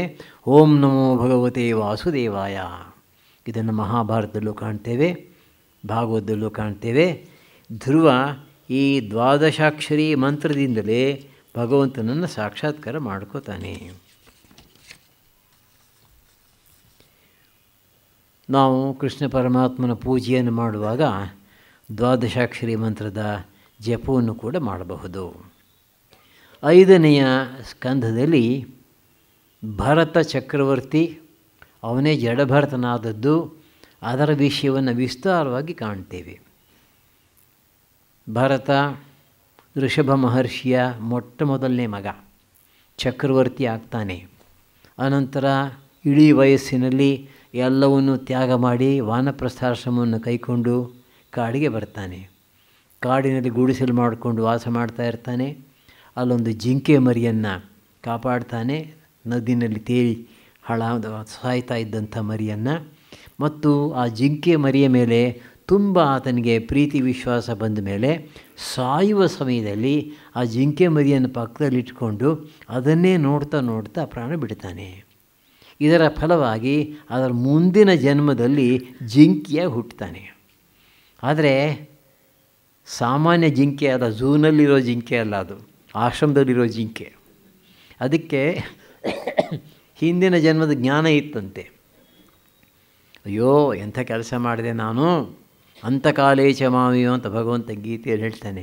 ಅಂತಕಾಲ ಸ್ಮರಣ ಯಾವುದುಂಟೋ ಅದಕ್ಕೆ ತಕ್ಕಂತಹ ಜನ್ಮವನ್ನು ಪಡೀತೇವೆ. ನಾನೊಮ್ಮೆ ತ್ಯಾಗಿ ಶಾಂಜಿಯವ್ರನ್ನ ಕೇಳಿದೆ, ಅಂತಕಾಲದ ಸ್ಮರಣೆ ಮಾಡಿದ್ರೆ ಸಾಕಲ್ವಾ ಅಂತ. ಅದಕ್ಕೆ ಅವರು ಹೇಳಿದ್ರು, ಅಂತಕಾಲದ ಸ್ಮರಣೆ ಬರಬೇಕಾದರೆ ಯಾವ ಜೀವವು ಸ್ಮರಣೆ ಮಾಡಿರಬೇಕು, ಆಗ ಮಾತ್ರ ಅಂತಕಾಲದಲ್ಲಿ ಬರುತ್ತೆ ಅಂತ. ಇದಾದ ಮೇಲೆ ಸ್ವಲ್ಪ ಕಾಲವಾದ ಮೇಲೆ ಈ ಜಿಂಕೆಯ ಶರೀರವನ್ನು ತ್ಯಾಗ ಮಾಡ್ತಾನೆ. ಅದರ ಮುಂದಿನ ಜನ್ಮದಲ್ಲಿ ಒಬ್ಬ ಬ್ರಾಹ್ಮಣನ ವಂಶದಲ್ಲಿ 4ನೇ ಮಗನಾಗಿ ಹುಟ್ಟುತ್ತಾನೆ. 4ನೇ ಮಗನಾಗಿ ಹುಟ್ಟಿದ್ದಾನೆ. ಮಹಾಜ್ಞಾನಿ ಒಳಗಡೆ, ಆದರೆ ಹೊರಗಡೆ ಮಾತ್ರ ತೋರಿಸ್ಕೋತಾ ಇಲ್ಲ. ಪರಮಹಂಸರೇ ಒಂದು ಕಡೆ ಹೇಳ್ತಾರೆ, ಮಹಾಜ್ಞಾನಿಗಳು ಜೀವನ್ಮುಕ್ತರು ಎಷ್ಟೋ ಸಲ ಹುಚ್ಚರ ಹಾಗೆ, ಎಳೆ ಮಕ್ಕಳ ಹಾಗೆ ಅಥವಾ ಕುಡುಕರ ಹಾಗೆ ನಟನೆ ಮಾಡ್ತಾರೆ ಅಂತಂದ್ಬಿಟ್ಟು. ಯಾತಕ್ಕೋಸ್ಕರ ಮಾಡ್ತಾರೆ ಅಂತಂದರೆ ಸಾಮಾನ್ಯ ಜನಗಳಿಗೆ ಗೊತ್ತಾಗಬಾರದು. ಸಾಮಾನ್ಯ ಜನಗಳಿಗೆ ಇವರ ಮಹಾತ್ಮೆ ಗೊತ್ತಾದರೆ ಇವರು ಪ್ರಾಣ ತಿಂದುಬಿಡ್ತಾರೆ. ನಮಗೆ ಅದು ಕೊಡಿ ಇದು ಕೊಡಿ, ನಿಮ್ಮ ತಪಶಕ್ತಿಯನ್ನು ಪ್ರಯೋಗಿಸಿ ನಮಗೆ ಬೇಕಾದ ವಸ್ತುಗಳನ್ನು ಕೊಡಿ ಅಂತ. ಈಗ ಜಡಭರತ ಅಂತ ಅವನಿಗೆ ಕರೀತಾ ಇದ್ದರು. ಯಾಕೆ ಅಂತಂದರೆ ಮಾತಾಡ್ತಾ ಇರಲಿಲ್ಲ, ಶುದ್ಧ ಮುಟ್ಟಾಳನ್ನ ಕಾಣಿಸ್ತಾ ಇದ್ದ. ಕೊನೆಗೆ ಒಂದು ದಿವಸ ಇನ್ನೇನು ಮಾಡೋಕ್ಕಾಗಲ್ಲ ಅಂತ ಹೇಳಿಬಿಟ್ಟು ಸಂಸ್ಕಾರ ಮಾಡಬೇಕಲ್ಲ ಅಂಥೇಳಿ ಮುಂಜಿ ಮಾಡಿದ್ರು. ಇನ್ನು ಯಾವುದಕ್ಕೂ ಪ್ರಯೋಜನ ಇಲ್ಲ ಇವ ಅಂತ ಹೇಳಿಬಿಟ್ಟು ಅವರ ಜಮೀನನ್ನು ಕಾಯ್ಲಿಕ್ಕೆ ಬಿಟ್ಬಿಟ್ರು. ಅವನನ್ನು ನೋಡೋಕೆ ಗಟ್ಮುಟ್ಟಾಗಿದ್ದ, ಜಮೀನನ್ನು ಕಾಯ್ತಾ ಕೂತ್ಕೊಳ್ಳೋದು. ಹಾಗೆ ಅವನು ಜಮೀನನ್ನು ಕಾಯ್ತಾ ಕೂತಿರುವಾಗ ಒಂದು ಸಲ ಆ ಕಡೆಯಿಂದ ಕಳ್ಳರು ಹೋಗ್ತಾಯಿದ್ದರು. ಆ ಕಳ್ಳರ ಯಜಮಾನನಿಗೆ ಮಗ ಆಗಬೇಕಾಗಿತ್ತು, ಪುತ್ರ. ಅದಕ್ಕೋಸ್ಕರ ಅವನು ಕಾಳಿ ಮಾತಿಗೆ ನರಬಲಿಯನ್ನು ಕೊಟ್ಟರೆ ತನಗೆ ಒಳ್ಳೆಯ ಪುತ್ರ ಹುಟ್ಟುತ್ತಾನೆ, ನನ್ನ ಹಾಗೆ ದೊಡ್ಡ ಕಳ್ಳ ಹುಟ್ಟುತ್ತಾನೆ ಅಂತ ತಿಳ್ಕೊಂಡಿದ್ದ ಅವನು. ಸರಿ, ಯಾರನ್ನೋ ಒಬ್ಬನು ಹಿಡ್ಕೊಂಡಿದ್ದಾರೆ, ಕಟ್ಟಿ ಹಾಕಿದ್ದಾರೆ, ಎಲ್ಲ ಸಿದ್ಧ ಮಾಡಿದ್ದಾರೆ. ಅವನನ್ನು ಬಲಿ ಕೊಡಬೇಕು ಅಂತಂದಾಗ ಅವನು ಹೇಗೋ ತಪ್ಪಿಸ್ಕೊಂಡು ಹೊರಟೋಗ್ತಾನೆ. ತಪ್ಪಿಸ್ಕೊಂಡು ಹೋದಾಗ ಈ ಕಳ್ಳನ ಅನುಯಾಯಿಗಳು ಅವ್ರಿಗೆಲ್ಲ ಹೆದರಿಕೆ ಆಗುತ್ತೆ. ಅವನು ತಪ್ಪಿಸ್ಕೊಂಡು ಹೋಗ್ಬಿಟ್ಟಿದ್ದಾನೆ, ಇನ್ನು ಯಾರನ್ನಾದರೂ ತರದೆ ಹೋದರೆ ನಮ್ಮ ಯಜಮಾನ ನಮ್ಮನ್ನೇ ಸಾಯಿಸಿಬಿಡ್ತಾನೆ ಅಂತ ಹೆದರಿಕೆ ಆಗಿ ಹುಡುಕ್ತಾ ಇರ್ತಾರೆ ಇನ್ಯಾರನ್ನಾದರೂ ಹಿಡ್ಕೊಂಡು ಹೋಗಲಿಕ್ಕೆ. ನೋಡ್ತಾರೆ ಜಡಭರತನನ್ನು, ಗಟ್ಮುಟ್ಟಾಗಿದೆ ನೋಡೋದಕ್ಕೆ, ಬಲಿ ಕೊಡಲಿಕ್ಕೆ ಸರಿಯಾದ ವ್ಯಕ್ತಿ ಇವನು ಅಂಥೇಳಿ ಎಳ್ಕೊಂಡು ಹೊರಟೋಗ್ತಾರೆ. ಜಡಭರತ ಏನು ಮಾತಾಡೋದಿಲ್ಲ, ಕರ್ಕೊಂಡು ಹೋಗ್ತಾರೆ, ಸ್ನಾನ ಮಾಡಿಸ್ತಾರೆ, ಒಳ್ಳೊಳ್ಳೆ ಬಟ್ಟೆಗಳನ್ನು ಹಾಕ್ತಾರೆ, ಒಳ್ಳೆ ಊಟನೂ ಕೊಡ್ತಾರೆ, ಅವನಿಗೆ ಅಲಂಕಾರ ಮಾಡಿ ಇನ್ನೇನು ಕಾಳಿ ಮಾತೆಯದಕ್ಕೆ ನಿಲ್ಲಿಸಿದ್ದಾರೆ. ಆಮೇಲೆ ಕಳ್ಳರ ಯಜಮಾನ ಬರ್ತಾನೆ, ತನ್ನ ಕತ್ತಿಯನ್ನು ತೆಗೆದು ಇನ್ನೇನು ಶಿರಚ್ಛೇದನ ಮಾಡಬೇಕು. ಭಾಗವತ ಹೇಳುತ್ತೆ, ಈ ಜಡಭರತನಲ್ಲಿ ಬ್ರಹ್ಮಜ್ಞಾನದ ಒಂದು ಶಕ್ತಿ ಎಷ್ಟರ ಮಟ್ಟಿಗಿತ್ತು ಅಂತಂದರೆ ಅದನ್ನು ತಡೀಲಿಕ್ಕಾಗಲಿಲ್ಲವಂತೆ ಕಾಳಿ ಮಾತೆಗೆ. ಆದ್ದರಿಂದ ಕಾಳಿ ಮಾತೆ ಸಾಕ್ಷಾತ್ತಾಗಿ ವಿಗ್ರಹದಿಂದ ಆಚೆ ಬಂದು ಅವನ ಕತ್ತಿಯನ್ನೇ ಕಿತ್ಕೊಂಡು ಅಲ್ಲಿರ್ತಕ್ಕಂಥ ಎಲ್ಲ ಕಳ್ಳರನ್ನು ಕೂಡ ಕೊಂದು ಹಾಕ್ತಾಳೆ. ಆಮೇಲೆ ಇವನಿಗೆ ಬಿಡುಗಡೆ ಆಗುತ್ತೆ, ಹೊರಟೋಗ್ತಾನೆ. ಮತ್ತೆ ಹೋಗಿ ಆ ಜಾಗದಲ್ಲಿ ಕೂತಿರ್ತಾನೆ. ಈ ಸಂದರ್ಭದಲ್ಲಿ ಇದೇ ಸಮಯದಲ್ಲಿ ರಹುಗಣ ಎಂಬತಕ್ಕಂತಹ ಒಬ್ಬ ಮಹಾರಾಜ ಆ ದಾರಿಯಿಂದ ಹೋಗ್ತಾ ಇರ್ತಾನೆ ಪಲ್ಲಕ್ಕಿಯಲ್ಲಿ. ಅವನು ಹೋಗ್ತಾ ಇದ್ದದ್ದೇನೆ ಯಾರಾದರೂ ಬ್ರಹ್ಮಜ್ಞಾನಿಯನ್ನು ಹುಡುಕಿ ಅವರಿಂದ ನಾನು ಬ್ರಹ್ಮಜ್ಞಾನವನ್ನು ಸಂಪಾದಿಸಬೇಕು ಅಂತ ಹೇಳಿ. ಆದರೆ ಎಲ್ಲಿ ಹೋದರೂ ಕೂಡ ಅವನ ಮನಸ್ಸಿಗೆ ತೃಪ್ತಿ ಆಗತಕ್ಕಂತಹ ಗುರು ಸಿಕ್ಕಲಿಲ್ಲ. ಅವನ ಪಲ್ಲಕ್ಕಿಯನ್ನು ಹೊತ್ತು ಹೊತ್ತು ಸಾಕಾಗಿದೆ ಬೋವಿಗಳಿಗೆ. ಆ ಜಾಗಕ್ಕೆ ಬಂದಾಗ ನೋಡ್ತಾರೆ ಈ ಜಡಭರತನನ್ನು ಗಟ್ಟಿಮುಟ್ಟಾಗಿದ್ದಾನೆ, ಇವನು ಹಿಡ್ಕೊಂಬಂದು ನಮ್ಮ ಜಾಗದಲ್ಲಿ ಕೂಡಿಸೋಣ ಅಂತ ಹಿಡ್ಕೊಂಬರ್ತಾರೆ. ಸರಿ, ಒಬ್ಬ ರೆಸ್ಟ್ ತೊಗೊಳ್ಳೋದು, ಅವನ ಜಾಗದಲ್ಲಿ ಇವ್ನು ನಿಂತ್ಕೊಳ್ಳೋದು, ಆಮೇಲೆ ಇನ್ನೊಬ್ಬ ರೆಸ್ಟ್ ತೊಗೊಳ್ಳೋದು, ಅವನ ಜಾಗದಲ್ಲಿ ನಿಲ್ಲಿಸೋದು, ಹೀಗೆ ಮಾಡ್ತಾ ಇರ್ತಾರೆ. ಆದರೆ ಈ ಜಡಭರತ ಏನು ಮಾತಾಡಲಿಲ್ಲ. ಅದನ್ನು ಹೊತ್ಕೊಂಡು ಹೋಗ್ತಾ ಇರುವಾಗ ಅಡ್ಡಾದಿಡ್ಡಿ ಕಾಲನ್ನು ಹಾಕ್ತಾ ಇದ್ದಾನಂತೆ. ನೆಲ ನೋಡಿಕೊಂಡು ಹುಳ ಹೂಪುಟೆ ಇದ್ದರೆ ಅದರ ಮೇಲೆ ಕಾಲಿಡಬಾರ್ದು, ಪ್ರಾಣಿ ಹಿಂಸೆ ಆಗಬಾರ್ದು ಅಂತ ಹೇಳಿ ಆ ರೀತಿ ನಡ್ಕೊಂಡು ಹೋಗ್ತಾ ಇದ್ದಾನೆ. ಇದರ ಪರಿಣಾಮವಾಗಿ ಪಲ್ಲಕ್ಕಿ ಕುಲುಕ್ತಾ ಇದೆ. ರಹುಗಣ ಬೈತಾನಂತೆ, ಯಾಕೆ ಕುಲುಕಿಸ್ತಾ ಇದ್ದೀರಿ ನೀವು ಅಂತ. ಅದಕ್ಕೆ ಅವ್ರು ಹೇಳಿದ್ರಂತೆ, ನಾವು ಕುಲುಕಿಸ್ತಾ ಇಲ್ಲ, ಇಲ್ಲೊಬ್ಬ ಮುಠಾಳ ಇದ್ದಾನೆ, ನಾವು ಭಾಳ ಗಟ್ಮುಟ್ಟಾಗಿದ್ದಾನೆ, ಅವನೇನೋ ಉಪಯೋಗ ಆಗುತ್ತೆ ಅವನಿಂದ ಅಂಥೇಳಿ ತಂದರೆ ಬೇಕು ಅಂತಲೇ ಹೀಗೆ ಮಾಡ್ತಿದ್ದಾನೆ. ಆಗ ರಹುಗಣ ಅವನನ್ನು ಬಹಳ ಕೆಟ್ಟ ಮಾತುಗಳಿಂದ ಬೈದಾನಂತೆ. ಅಷ್ಟು ಬೈದರೂ ಕೂಡ ಇವನು ಉತ್ತರನೇ ಕೊಡ್ತಾ ಇಲ್ಲ. ಮತ್ತಷ್ಟು ರೇಗ್ತಾನೆ ಮಹಾರಾಜ. ಆಗ ಜಡಭರತ ಉತ್ತರ ಕೊಡ್ತಾನೆ, ಸಮಾಧಾನ ಚಿತ್ತನಾಗಿ, ನೀನು ಯಾರನ್ನು ಬೈತಾ ಇದೆಯಪ್ಪ? ಆತ್ಮವಸ್ತುವನ್ನು ಬೈದರೆ ಅದಕ್ಕೆ ಅಂಟೋದಿಲ್ಲ, ದೇಹವನ್ನು ಬೈದರೆ ಅದು ಜಡ, ಅದು ಗೊತ್ತಾಗೋದಿಲ್ಲ, ಅದರಿಂದ ಯಾರನ್ನು ಬೈತಾ ಇದೀಯ ಅಂತ. ಆಗ ರಹುಗಣನಿಗೆ ಆಶ್ಚರ್ಯವಾಗಿ ಪಲ್ಲಕ್ಕಿಯಿಂದ ಕೆಳಗಡೆ ಧುಮುಕಿ ಪಾದ ಹಿಡ್ಕೋತಾನೆ. ನೀವು ಇಂತಹ ಮಹಾತ್ಮರು ಬ್ರಹ್ಮಜ್ಞಾನಿಗಳು ಅಂತ ಗೊತ್ತಾಗಲಿಲ್ಲ, ಅಪಚಾರ ಮಾಡದೆ ನನ್ನನ್ನು ದಯವಿಟ್ಟು ಕ್ಷಮಿಸಿ ಅಂತ. ಅನಂತರ ಪ್ರಶ್ನೆಗಳನ್ನು ಕೇಳ್ತಾನೆ. ಈ ರಹುಗಣನಿಗೆ ಜಡಭರತ ವೇದಾಂತ ಧರ್ಮವನ್ನು ವಿಸ್ತಾರವಾಗಿ ಉಪದೇಶ ಮಾಡ್ತಾನೆ. ಕೊನೆಯಲ್ಲಿ ಒಂದು ಮಾತನ್ನು ಹೇಳ್ತಾನೆ, ರಹುಗಣ ಏತತ್ ತಪಸ ನ ಯಾತಿ ನ ಚ ಇಜ್ಜಯ ನಿರ್ವಪಣಾದ್ ಗೃಹಾದ್ವಾ ನ ಛಂದಸ ನೈವ ಜಲಾಗ್ನಿ ಸೂರ್ಯೈ ವಿನಾ ಮಹತ್ಪಾದ ರಜೋಭಿಷೇಕಂ ಅಂತ. ನಾನು ಯಾವೊಂದು ಬ್ರಹ್ಮಜ್ಞಾನವನ್ನು ನಿನಗೆ ಕೊಟ್ಟಿದ್ದೀನೋ ಅದನ್ನು ತಪಸ್ಸಿನಿಂದ ಪಡೀಲಿಕ್ಕೆ ಸಾಧ್ಯವಿಲ್ಲ, ಯಜ್ಞಯಾಗಾದಿಗಳಿಂದ ಪಡೀಲಿಕ್ಕೆ ಸಾಧ್ಯವಿಲ್ಲ, ಮನೆಯನ್ನು ಬಿಟ್ಟು ಹೋಗುವುದರಿಂದ ಪಡೀಲಿಕ್ಕೆ ಸಾಧ್ಯವಿಲ್ಲ, ವೇದಾಧ್ಯಯನದಿಂದ ಸಾಧ್ಯವಿಲ್ಲ, ಅಥವಾ ನೀರು ಬೆಂಕಿ ಮೊದಲಾದವುಗಳ ಶಕ್ತಿಗಳ ಉಪಾಸನೆ ಮಾಡುವುದರಿಂದ ಸಿಕ್ಕುವುದಿಲ್ಲ. ಹಾಗಾದರೆ ಮತ್ಯಾವುದರಿಂದ ಸಿಕ್ಕುತ್ತೆ? ಮಹಾಪುರುಷರ ಪಾದಧೂಳಿಯಿಂದ ಸ್ನಾನ ಮಾಡಿದರೆ ಸಿಕ್ಕುತ್ತೆ. ಅಂದರೆ ಗುರುವಿನ ಕೃಪೆಯಿಂದ, ಗುರುವಿನ ಸೇವೆ ಮಾಡುವುದರ ಮೂಲಕ ಕೃಪೆಯನ್ನು ಸಂಪಾದಿಸುವುದರಿಂದ ಮಾತ್ರ ನಾವು ಇದನ್ನು ಪಡೆಯಬಹುದು. ಗುರೋರಂಘ್ರಿ ಪದ್ಮೆ ಮನಶ್ಚೇನ್ನ ಲಗ್ನಂ ಕಿಂ ತತಃ ಕಿಂ ತತಃ ಕಿಂ ತತಃ ಕಿಂ. ಶಂಕರಾಚಾರ್ಯ ಭಾಳ ಸೊಗಸಾಗಿ ಹೇಳ್ತಾರೆ. ಇದು ನಮ್ಮಗಳ ಜೀವನದಲ್ಲೂ ಕೂಡ ನಾವು ಅನುಸರಿಸ್ಕೊಂಡು ಅದನ್ನು ಅರ್ಥ ಮಾಡ್ಕೋಬಹುದು. ನಾವೆಷ್ಟೇ ಕಷ್ಟಪಟ್ಟರೂ ಕೂಡ ನಮಗೆ ನಿಜವಾಗಿಯೂ ಗುರುವಿನ ಕೃಪೆ ಇಲ್ಲದೆ ಹೋದರೆ ಮನಸ್ಸನ್ನು ಮೇಲಕ್ಕೆ ಎತ್ತಲಿಕ್ಕೆ ಸಾಧ್ಯವಿಲ್ಲ. ಪರಮಹಂಸರು ದಕ್ಷಿಣೇಶ್ವರದಲ್ಲಿ ತಮ್ಮ ಕೋಣೆಯಲ್ಲಿ ಕೂತಿದ್ದಾರೆ. ಇದ್ದಕ್ಕಿದ್ದಾಗೆ ಬಂದುಬಿಡ್ತಾರೆ ಶಿವನ ದೇವಸ್ಥಾನಕ್ಕೆ. ಆ 5-10 ದೇವಸ್ಥಾನಗಳಲ್ಲಿ ಯಾವುದೋ ಒಂದು ದೇವಸ್ಥಾನದ ಹತ್ರ ಬರ್ತಾರೆ. ಅಲ್ಲಿ ರಾಖಾಲ್ ಕೂತಿರ್ತಾನೆ, ಮುಂದೆ ಬ್ರಹ್ಮಾನಂದ ಆದಂಥವರು. ರಾಖಾಲ್ಗೆ ಮನಸ್ಸನ್ನು ಹಿಡಿದಲ್ಲಿ ತರೋಕ್ಕಾಗ್ತಾ ಇಲ್ಲ, ಏಕಾಗ್ರತೆ ಮಾಡೋಕ್ಕಾಗ್ತಾಯಿಲ್ಲ, ತುಂಬ ಒದ್ದಾಡ್ತಾ ಇದ್ದಾನೆ, ಕಷ್ಟಪಡ್ತಾ ಇದ್ದಾನೆ. ಪೂರ್ವಜನ್ಮದ ಸಂಸ್ಕಾರಗಳು ಬಂದು ಕೂಡಲೇ ರಾಖಾಲ್ ಬಾಯಿ ತೆಗಿ ಅಂತಾರೆ. ಬಾಯಿ ತೆಗೆದ ಮೇಲೆ ನಾಲಿಗೆ ಮೇಲೆ ಒಂದು ಬೀಜಾಕ್ಷರವನ್ನು ಬರೀತಾರೆ. ರಾಖಾಲ್ ಸಮಾಧಿಗೆ ಹೋಗ್ತಾನೆ. ಅದೇ ರೀತಿಯ ಲಾಟು ಕೂಡ ಮಾಡ್ತಾರೆ ಅವರು. ಅಂದರೆ ಗುರುವಿನ ಕೃಪೆಯಿಂದ ಮಾತ್ರ ನಿಜವಾದ ಆಧ್ಯಾತ್ಮಿಕ ಪ್ರಗತಿಯನ್ನು ಪಡ್ಕೋಬಹುದು. ಅಂದಮೇಲೆ ನಾವು ಧ್ಯಾನಾದಿಗಳನ್ನು ಅಭ್ಯಾಸ ಮಾಡ್ತಕ್ಕಂಥ ಸಮಯದಲ್ಲಿ ಗುರುವನ್ನು ನೆನೆಸ್ಕೊಂಡು ಆತನ ಕೃಪೆಗಾಗಿ ಪ್ರಾರ್ಥನೆ ಮಾಡ್ಕೋಬೇಕು. ಕಾಳಿ ಈ ಕಳ್ಳರನ್ನೆಲ್ಲ ಕೊಂದಳಲ್ಲ, ಆ ಸಂದರ್ಭದಲ್ಲಿ ಭಾಗವತ ಒಂದು ಮಾತನ್ನು ಹೇಳಿದೆ, ಏವಮೇವ ಖಲು ಮಹದ್ ಅಭಿಚಾರ ಅತಿಕ್ರಮ ಕಾರ್ಸ್ನೇನ ಆತ್ಮನೇ ಫಲತಿ. ಮಹಾಪುರುಷರಿಗೆ ತೊಂದರೆಯುಂಟು ಮಾಡಿದರೆ, ಅವಮಾನ ಉಂಟು ಮಾಡಿದರೆ ಈ ರೀತಿಯಾಗತ್ತೆ. ಭಗವತ್ ಅಪಚಾರದ ಹಾಗೆಯೇ ಭಾಗವತ ಅಪಚಾರವೂ ಕೂಡ.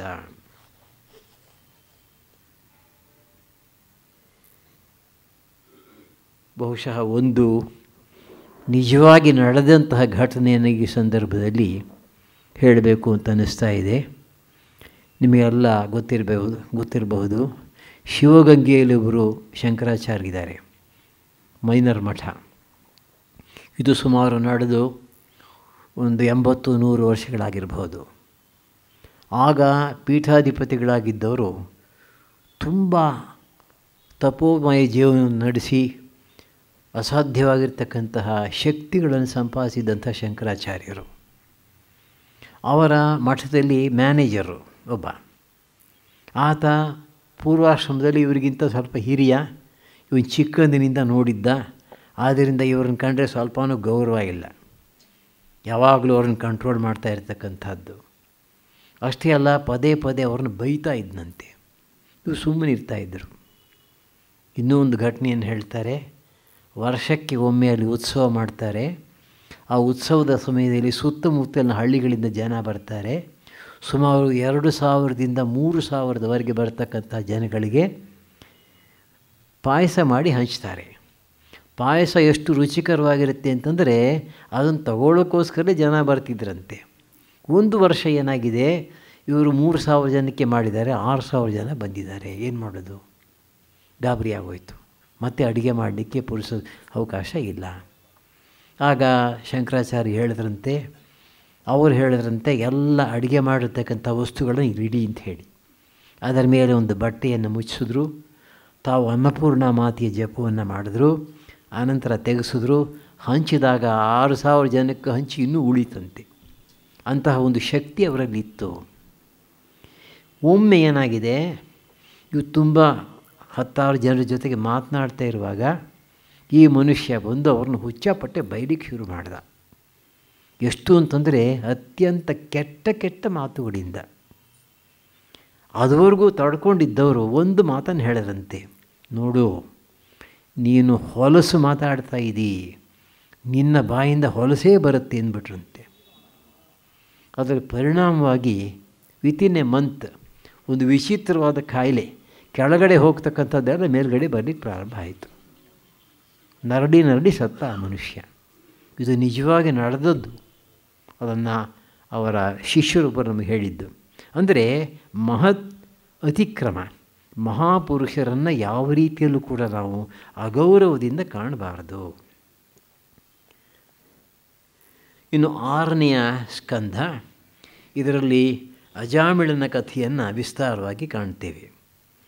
ಇದರಲ್ಲಿ ಮುಖ್ಯವಾಗಿರ್ತಕ್ಕಂಥ ವಿಷಯ ಭಗವಂತನ ನಾಮ ಎಷ್ಟು ಶಕ್ತವಾಗಿರ್ತಕ್ಕಂಥದ್ದು. ಇಲ್ಲಿ ಭಾಗವತ ಒಂದು ಮಾತನ್ನು ಹೇಳುತ್ತೆ, ಪ್ರಾಯಶ್ಚಿತ್ತಾನಿ ಚೀರ್ಣಾನಿ ನಾರಾಯಣ ಪರಾಂಗುಖಂ ನ ನಿಷ್ಪುನಂತಿ ರಾಜೇಂದ್ರ ಸುರಾಕುಂಭಂ ಇವ ಆಪಗಾಹ. ಈಗ ಪಾಪವನ್ನು ಮಾಡಿದರೆ ವ್ಯಕ್ತಿ ಪ್ರಾಯಶ್ಚಿತ್ತ ಕರ್ಮಗಳನ್ನು ಮಾಡಿ ಅದನ್ನು ಹೋಗಲಾಡಿಸ್ಕೋಬಹುದು. ಆದರೆ ಒಬ್ಬ ವ್ಯಕ್ತಿ ಇದ್ದಾನೆ, ಅವನಿಗೆ ಭಗವಂತನಲ್ಲಿ ನಂಬಿಕೆ ಇಲ್ಲ, ನಾರಾಯಣನಿಗೆ ವಿಮುಖನಾಗಿದ್ದಾನೆ. ಅಂಥವನು ಪಾಪಗಳನ್ನು ಮಾಡಿದಾಗ ಪ್ರಾಯಶ್ಚಿತ್ತವನ್ನು ಮಾಡಿದ್ರೂ ಕೂಡ ಅದು ಫಲಿಸೋದಿಲ್ಲ. ಅಂದರೆ ಪ್ರಾಯಶ್ಚಿತ್ತಗಳು ಫಲಿಸಿ ನಮ್ಮ ಪಾಪಗಳು ನಾಶವಾಗಬೇಕಾದರೆ ಭಗವಂತನ ಅನುಗ್ರಹವೂ ಜೊತೆಯಲ್ಲಿರಬೇಕು. ಭಗವಂತನಿಗೆ ಮಾಡ್ತಕ್ಕಂಥ ಭಕ್ತಿ ನಮ್ಮಲ್ಲಿರಬೇಕು. ಈಗ ಅಜಾಮಿಳ, ಅವನಿಗೆ 88 ವಯಸ್ಸಾಗಿದೆ, 10 ಜನ ಮಕ್ಕಳಿದ್ದಾರೆ. ಯಮದೂತರು ಬರ್ತಾರೆ ಕರ್ಕೊಂಡು ಹೋಗಬೇಕು ಅಂತ. ಅವರ ಭಯಂಕರ ರೂಪವನ್ನು ನೋಡಿ ಹೆದರ್ಕೋತಾನೆ. ತನ್ನ ಕಡೆಯ ಮಗ ನಾರಾಯಣ ಅಂತ, ಅವನ ಹೆಸರು ಚಿಕ್ಕ ಹುಡುಗ, ನಾರಾಯಣ ಅಂತ ಕರೀತಾನೆ. ಆ ಹುಡುಗನನ್ನು ನಾರಾಯಣ ಅನ್ನೋ ಶಬ್ದ ಇವನ ಬಾಯಿಂದ ಬಂದ ಕೂಡಲೇ ವಿಷ್ಣು ಲೋಕದಿಂದ ವಿಷ್ಣು ದೂತರು ಬರ್ತಾರಂತೆ. ಅವರು ಬಂದು ಯಮದೂತರನ್ನು ತಡೀತಾರೆ. ಅವರಿಬ್ಬರಿಗೂ ವಾಗ್ವಾದ ನಡೆಯುತ್ತೆ. ವಾಗ್ವಾದ ನಡೆಯುವಾಗ ಭಗವಂತನ ನಾಮದಲ್ಲಿ ಎಂತಹ ಒಂದು ವಿಶೇಷ ಶಕ್ತಿ ಇದೆ ಅನ್ನೋದನ್ನು ಭಾಗವತ ವಿವರಿಸುತ್ತೆ. ಅವ್ರು ಹೇಳ್ತಾ ಇದ್ದಾರೆ, ವಿಷ್ಣು ದೂತರು, ಸಾಂಕೇತ್ಯಂ ಪಾರಿಹಾಸ್ಯಂ ವಾ ಸ್ತೋಭಂ ಹೇಳನಂ ಏವವ ವೈಕುಂಠನಾಮ ಗ್ರಹಣಂ ಅಶೇಷ ಅಘಹರಂ ವಿದುಹು ಪತಿತಃ ಸ್ಖಲಿತಃ ಭಗ್ನಃ ಸಂದಷ್ಟಃ ತಪ್ತಃ ಆಹತಃ ಹರಿ ಇತಿ ಅವಶೇನ ಅಪಿ ಪುಮಾನ್ ನ ಅರ್ಹತಿ ಯಾತನಾಂ. ಅಂದರೆ ಭಗವಂತನ ನಾಮ ಎಷ್ಟು ಶಕ್ತಿಯುತ ಅಂತಂದರೆ ಸುಮ್ಮನೆ ಒಂದು ಸಾಂಕೇತಿಕವಾಗಿ ಅಥವಾ ಪರಿಹಾಸ್ಯ ಮಾಡುವಾಗ ಅಥವಾ ಇನ್ಯಾವುದೋ ಬೇರೆಯವ್ರನ್ನ ಬೈತಕ್ಕಂಥ ಸಮಯದಲ್ಲಿ ಭಗವಂತನ ನಾಮವನ್ನು ನಾವು ಉಚ್ಚಾರ ಮಾಡಿದರೆ ಜಾರಿ ಬೀಳ್ತಾ ಇರುವಾಗ, ಉದಾಹರಣೆಗೆ ನಾವು ಎಷ್ಟೋ ಸಲ ರಾಮ ರಾಮ ಅಂತಂತೀವಿ. ನಮಗೆ ರಾಮನ್ನ ನೆನೆಸ್ಕೊಂಡು ಹೇಳಬೇಕು ಅಂತಲ್ಲ, ಜಾರ್ತಾ ಇರುವಾಗ ಜಾರದೇ ಇದ್ದರೆ ಒಳ್ಳೆಯದು ಅನ್ನೋ ಭಾವನೆಯಿಂದ ಮಾಡ್ತೇವೆ. ಈ ರೀತಿ ಮಾಡಿದ್ರೂ ಕೂಡ ಆ ಶ್ರೀಹರಿಯ ನಾಮ ಅವನನ್ನು ಸಂಪೂರ್ಣವಾಗಿ ಕಾಪಾಡುತ್ತೆ. ಭಗವಂತನ ನಾಮವನ್ನು ಒಂದೇ ಒಂದು ಸಲ ಉಚ್ಚಾರ ಮಾಡಿದ್ರೂ ಸಾಕು, ಕಾಪಾಡುತ್ತೆ. ತಮಿಳುನಾಡಿನಲ್ಲಿ ಪ್ರಚಲಿತವಾಗಿರ್ತಕ್ಕಂಥ ಒಂದು ಕಥೆ. ಒಂದು ಮನೆಯಲ್ಲಿ ಸಂಸಾರ ವಾಸ ಮಾಡ್ತಾ ಇದ್ದಾರೆ. ಆ ಮನೆಯ ಸೊಸೆ ಬಹಳ ಸುಂದರಿ. ಒಮ್ಮೆ ಕಳ್ಳರು ಬಂದು ಆಕೆಯನ್ನು ಹೊತ್ಕೊಂಡು ಹೊರಟೋಗ್ತಾರೆ. ಇದಾದ 3-4 ತಿಂಗಳಾದ ಮೇಲೆ ಇವರು ಪಾಪ ಎಲ್ಲಿದ್ದಾಳೆ ಅಂತ ಏನೂ ಗೊತ್ತಿಲ್ಲ ಅವರಿಗೆ. 3-4 ತಿಂಗಳಾದ ಮೇಲೆ ಆಕೆ ಬರ್ತಾಳೆ, ಒಬ್ಬಳೇ ತಪ್ಪಿಸ್ಕೊಂಡು ಬರ್ತಾಳೆ. ಮನೆ ಎದುರು ನಿಂತಿದ್ದಾಳೆ. ಒಳಗೆ ಹೋಗೋದೋ ಬೇಡವೋ. ಆಗ ಆಕೆಯ ಪತಿ ಅವಳನ್ನು ನೋಡ್ತಾನೆ. ನೋಡಿಬಿಟ್ಟು ಹೇಳ್ತಾನೆ, ನೀನು ರಾಮ ರಾಮ ರಾಮ ಅಂಥೇಳಿ 3 ಬಾರಿ ರಾಮನಾಮವನ್ನು ಉಚ್ಚಾರ ಮಾಡು, ನಾನು ಕರ್ಕೋತೀನಿ ನನ್ನ ಅಂತ. ಆಗ ಒಳಗಡೆಯಿಂದ ಈತನ ತಾಯಿ ಬೈತಾಳಂತೆ. ಏನು, ರಾಮನಾಮ 3 ಸಾರಿ ಉಚ್ಚಾರ ಮಾಡಬೇಕಾ? ಒಂದು ಸಲ ಮಾಡಿದ್ರೆ ಸಾಲದ ಅಂತ. ಅಷ್ಟು ನಿನ್ನಲ್ಲಿ ಶ್ರದ್ಧೆ ಇಲ್ವಾ ಅಂತ. ಇದು ಸ್ವಲ್ಪ ವಿಶೇಷವಾಗಿ ಪ್ರಚಲಿತವಾಗಿರ್ತಕ್ಕಂಥ ಕಥೆ ಇದು. ಅಂದರೆ ಭಗವಂತನ ನಾಮದಲ್ಲಿ ಅಂತಹ ಒಂದು ವಿಶೇಷ ಶಕ್ತಿ ಉಂಟು. ಹೀಗೆ ಅವನನ್ನು ಯಮದೂತರಿಂದ ಕಾಪಾಡ್ತಾರೆ, ಹೊರಟೋಗ್ತಾರೆ. ಮೃತ್ಯು ಮುಂದಕ್ಕೆ ಹೋಗುತ್ತೆ. ಅನಂತರ ಇವನು ಎಚ್ಚರಗೊಳ್ತಾನೆ, ತನ್ನ ಪಾಪಗಳನ್ನು ಸ್ಮರಿಸ್ತಾನೆ, ಮನೆ ಬಿಟ್ಟು ಹೋಗ್ತಾನೆ. ಗಂಗಾ ನದಿಯ ತೀರದಲ್ಲಿ ಗುಡಿಸಲನ್ನು ಮಾಡಿಕೊಂಡು ತಪಸ್ಸನ್ನು ಮಾಡಿ ಅನಂತರ ಪ್ರಾಣವನ್ನು ಬಿಡ್ತಾನೆ.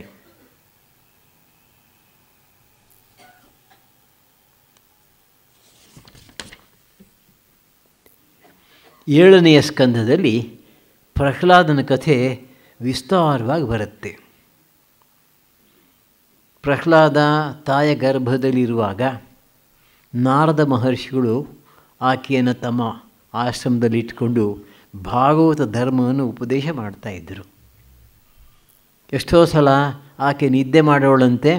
ಪ್ರಹ್ಲಾದ ಅದನ್ನು ಕೇಳ್ತಾ ಇರೋವಂತೆ ಒಳಗಡೆಯಿಂದ ಅನ್ನೋನಂತೆ. ಅದೆಲ್ಲ ಭಾಗವತದಲ್ಲಿ ಹಾಗೆ ಬರುತ್ತೆ. ಅಂದರೆ ಅವನು ತಾಯ ಗರ್ಭದಲ್ಲಿ ಇರುವಾಗಲೇ ಅವನಿಗೆ ಭಾಗವತದ ಭಗವನ್ನಾಮದ ಒಂದು ಉಪದೇಶ ಆಗಿತ್ತು. ಮುಂದೆ ಕೇಳ್ತಾರೆ ಅವನ ಸ್ನೇಹಿತರು, ರಾಕ್ಷಸ ಬಾಲಕರು, ನಮ್ಗೆ ಯಾರಿಗೂ ಗುರುಗಳು ಏನು ಹೇಳಿಕೊಟ್ಟಿಲ್ಲ, ಗುರುಗಳು ಹೇಳ್ಕೊಡದೇ ಇರತಕ್ಕಂಥ ಈ ವಿಷಯಗಳನ್ನ ನೀನು ನಮಗೆ ಹೇಳ್ತಾ ಇದೆಯಲ್ಲ, ಅದು ನಿನಗೆ ಎಲ್ಲಿಂದ ಬಂತು ಇದರ ಜ್ಞಾನ ಅಂತ. ಆಗ ಪ್ರಹ್ಲಾದ ಹೇಳ್ತಾನೆ, ಹೀಗಾಯಿತು ಅಂತಂದ್ಬಿಟ್ಟು. ಅಂದರೆ ಹುಟ್ಟುವಾಗಲೇ ಆ ಒಂದು ಸಂಸ್ಕಾರ ಆತನಲ್ಲಿ ಬಂದಿತ್ತು.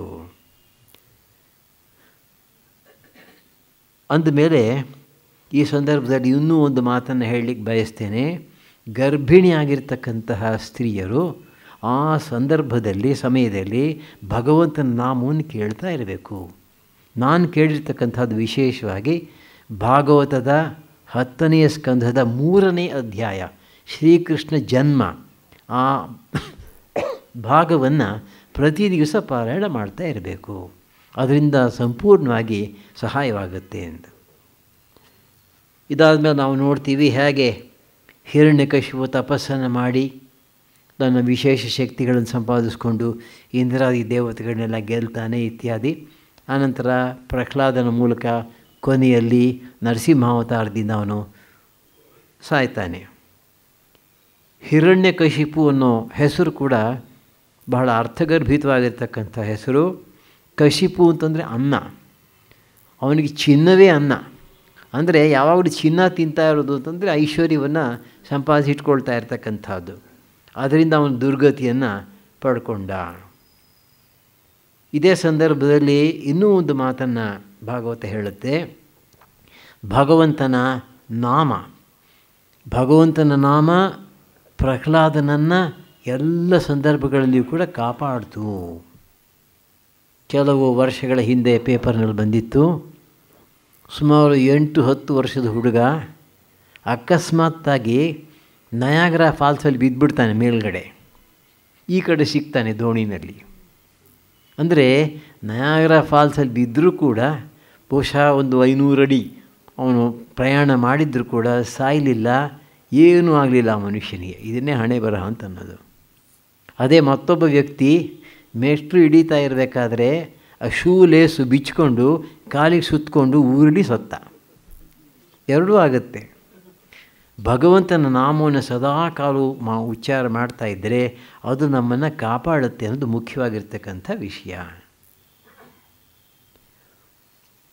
8ನೆಯ ಸ್ಕಂಧದಲ್ಲಿ ಗಜೇಂದ್ರ ಮೋಕ್ಷದ ಕಥೆಯನ್ನು ಕಾಣ್ತೇವೆ. ಇಂದ್ರದ್ಯುಮ್ನ ಎಂಬತಕ್ಕಂಥ ಮಹಾರಾಜ, ಬಹಳ ರಾಜರ್ಷಿ, ಉತ್ತಮವಾದ ರಾಜನೂ ಹೌದು, ಅಧ್ಯಾತ್ಮ ದೃಷ್ಟಿಯಿಂದ ಬಹಳ ಉತ್ತಮ ಸಾಧಕನಾಗಿ ಅನುಭವಗಳನ್ನು ಪಡ್ಕೊಂಡಿದ್ದ. ವಾನಪ್ರಸ್ಥಾಶ್ರಮವನ್ನು ಸ್ವೀಕರಿಸಿದ ಮೇಲೆ ಒಂದು ಚಿಕ್ಕ ಆಶ್ರಮವನ್ನು ಮಾಡಿಕೊಂಡು ಕಾಡಿನಲ್ಲಿ ವಾಸ ಮಾಡ್ತಾ ಇದ್ದ. ಒಂದು ದಿವಸ ಅವನು ತನ್ನ ಆಶ್ರಮದಲ್ಲಿ ಧ್ಯಾನಕ್ಕೆ ಕುಳಿತಿದ್ದಾನೆ. ಬೇಕಾದಷ್ಟು ಧ್ಯಾನದಲ್ಲಿ ಏಕಾಗ್ರತೆ ಬಂದುಬಿಟ್ಟಿದೆ. ಅಗಸ್ತ್ಯ ಮಹರ್ಷಿಗಳು ಬಂದಿದ್ದಾರೆ, ಅವನನ್ನು ಮಾತನಾಡಿಸ್ತಾ ಇದ್ದಾರೆ, ಅವನು ಕೇಳಿಸ್ತಾನೇ ಇಲ್ಲ. ಆಗ ಅಗಸ್ತ್ಯ ಮಹರ್ಷಿಗಳಿಗೆ ಕೋಪ ಬಂತಂತೆ. ನಾವು ಬಂದರೂ ಕೂಡ ಮಾತಾಡಿಸಿದ್ರೂ ಕೂಡ ಮಾತಾಡ್ತಾ ಇಲ್ಲ ಅಂಥೇಳಿ ಶಾಪ ಕೊಡ್ತಾರೆ, ನೀನು ಆನೆಯಾಗು ಅಂಥೇಳಿ. ಅನಂತರ ಅವನು ಎದ್ದ ಮೇಲೆ ಶಾಪದ ವಿಷಯವನ್ನು ತಿಳ್ಕೊಂಡ್ಮೇಲೆ ಪಾದಕ್ಕೆ ಬಿದ್ದು, ನೀವು ಶಾಪ ಕೊಟ್ಟಿದ್ದು ಒಳ್ಳೆಯದೇ ಆಯಿತು ಅಂತ ಹೇಳ್ತಾನೆ. ಆ ಒಂದು ಘನತೆ ಆತನಲ್ಲಿತ್ತು. ಒಂದು ಆನೆಯಾಗಿ ಹುಟ್ಟುತ್ತಾನೆ, ಆನೆಗಳ ರಾಜನಾಗಿರ್ತಾನೆ. ಹಾಗಿದ್ದರೂ ಕೂಡ ಮನಸ್ಸಿನಲ್ಲಿ ಆ ಪೂರ್ವಜನ್ಮದ ಸ್ಮರಣೆ, ಶ್ರೀಹರಿಯ ಸ್ಮರಣೆ ಇತ್ತು. ಅನಂತರ ನೀರು ಕುಡಿಲಿಕ್ಕೆ ಹೋಗ್ತಾನೆ ಬೇರೆ ಆನೆಗಳ ಜೊತೆಗೆ. ಮೊಸಳೆ ಬಂದು ಕಾಲು ಹಿಡಿತದೆ, ನಮ್ಗೆ ಗೊತ್ತಿರತಕ್ಕಂಥ ಕಥೆ. ಮೊದಲು ಕಷ್ಟಪಟ್ಟು ಬಿಡಿಸ್ಕೊಳ್ಳಿಕ್ಕೆ ಪ್ರಯತ್ನ ಪಡ್ತಾನೆ. ಅನಂತರ ಇತರ ಆನೆಗಳು ಕೂಡ ಸಹಾಯ ಮಾಡಲಿಕ್ಕೆ ಪ್ರಯತ್ನ ಪಡುತ್ತೆ, ಆಗಲ್ಲ. ಏನೂ ಆಗೋಲ್ಲ ಅಂತ ಗೊತ್ತಾದ ಮೇಲೆ ಪಕ್ಕದಲ್ಲಿದ್ದಂತಹ ಒಂದು ಗಿಡದಿಂದ ಕಮಲ ಪುಷ್ಪವನ್ನು ಕಿತ್ತು ಸೊಂಡಿಲಿನಿಂದ ಮೇಲಕ್ಕೆ ಎತ್ತಿ ಶ್ರೀಕೃಷ್ಣ ಪರಮಾತ್ಮನನ್ನು ಪ್ರಾರ್ಥಿಸ್ತಾನೆ. ಗಜೇಂದ್ರ ಮೋಕ್ಷದ ಕಥೆಯದು. ಉತ್ಕ್ಷಿಪ್ಯ ಸಾಂಬುಜಕರಂ ಗಿರಂ ಆಹ ಕೃಚ್ಛ್ರಾತ್ ನಾರಾಯಣ ಅಖಿಲ ಗುರೋ ಭಗವನ್ ನಮಸ್ತೆ. ಬಹಳ ಕಷ್ಟದಿಂದ ಈ ಮಾತನ್ನು ಹೇಳ್ತಾನಂತೆ. ಅದರಿಂದ ಪರಮಾತ್ಮ ಬಂದು ಈ ಮೊಸಳೆಯನ್ನು ಕೊಂದು ಇಬ್ಬರನ್ನು ಬಿಡಿಸ್ತಾನೆ. ಮತ್ತು ಮೊಸಳೆ ಕೂಡ ಶಾಪಗ್ರಸ್ತವಾಗಿದ್ದಂಥದ್ದು, ಹಾಗೆ ಆನೆಗೂ ಕೂಡ ಶಾಪ ಬಂದಿದ್ದು, ಇಬ್ಬರು ಕೂಡ ಮೋಕ್ಷವನ್ನು ಪಡೀತಾರೆ. ಇಲ್ಲಿ ಯಥಾ ಪ್ರಕಾರ ನಾವು ಗಮನಿಸಬೇಕಾಗಿರ್ತಕ್ಕಂಥ ಅಂಶ ಭಾಗವತ ಅಪಚಾರ. ಅಗಸ್ತ್ಯ ಮಹರ್ಷಿಗಳಂಥ ಅವರಿಗೆ ಯಾವುದೋ ಒಂದು ರೀತಿಯಲ್ಲಿ ಅಪಚಾರವಾದದ್ದರಿಂದ ಶಾಪದ ಒಂದು ಫಲವನ್ನು ಅನುಭವಿಸಬೇಕಾಯಿತು. ಇದಾದ ಮೇಲೆ ಮುಂದೆ ವಾಮನಾವತಾರದ ವಿಷಯ ಬರುತ್ತೆ.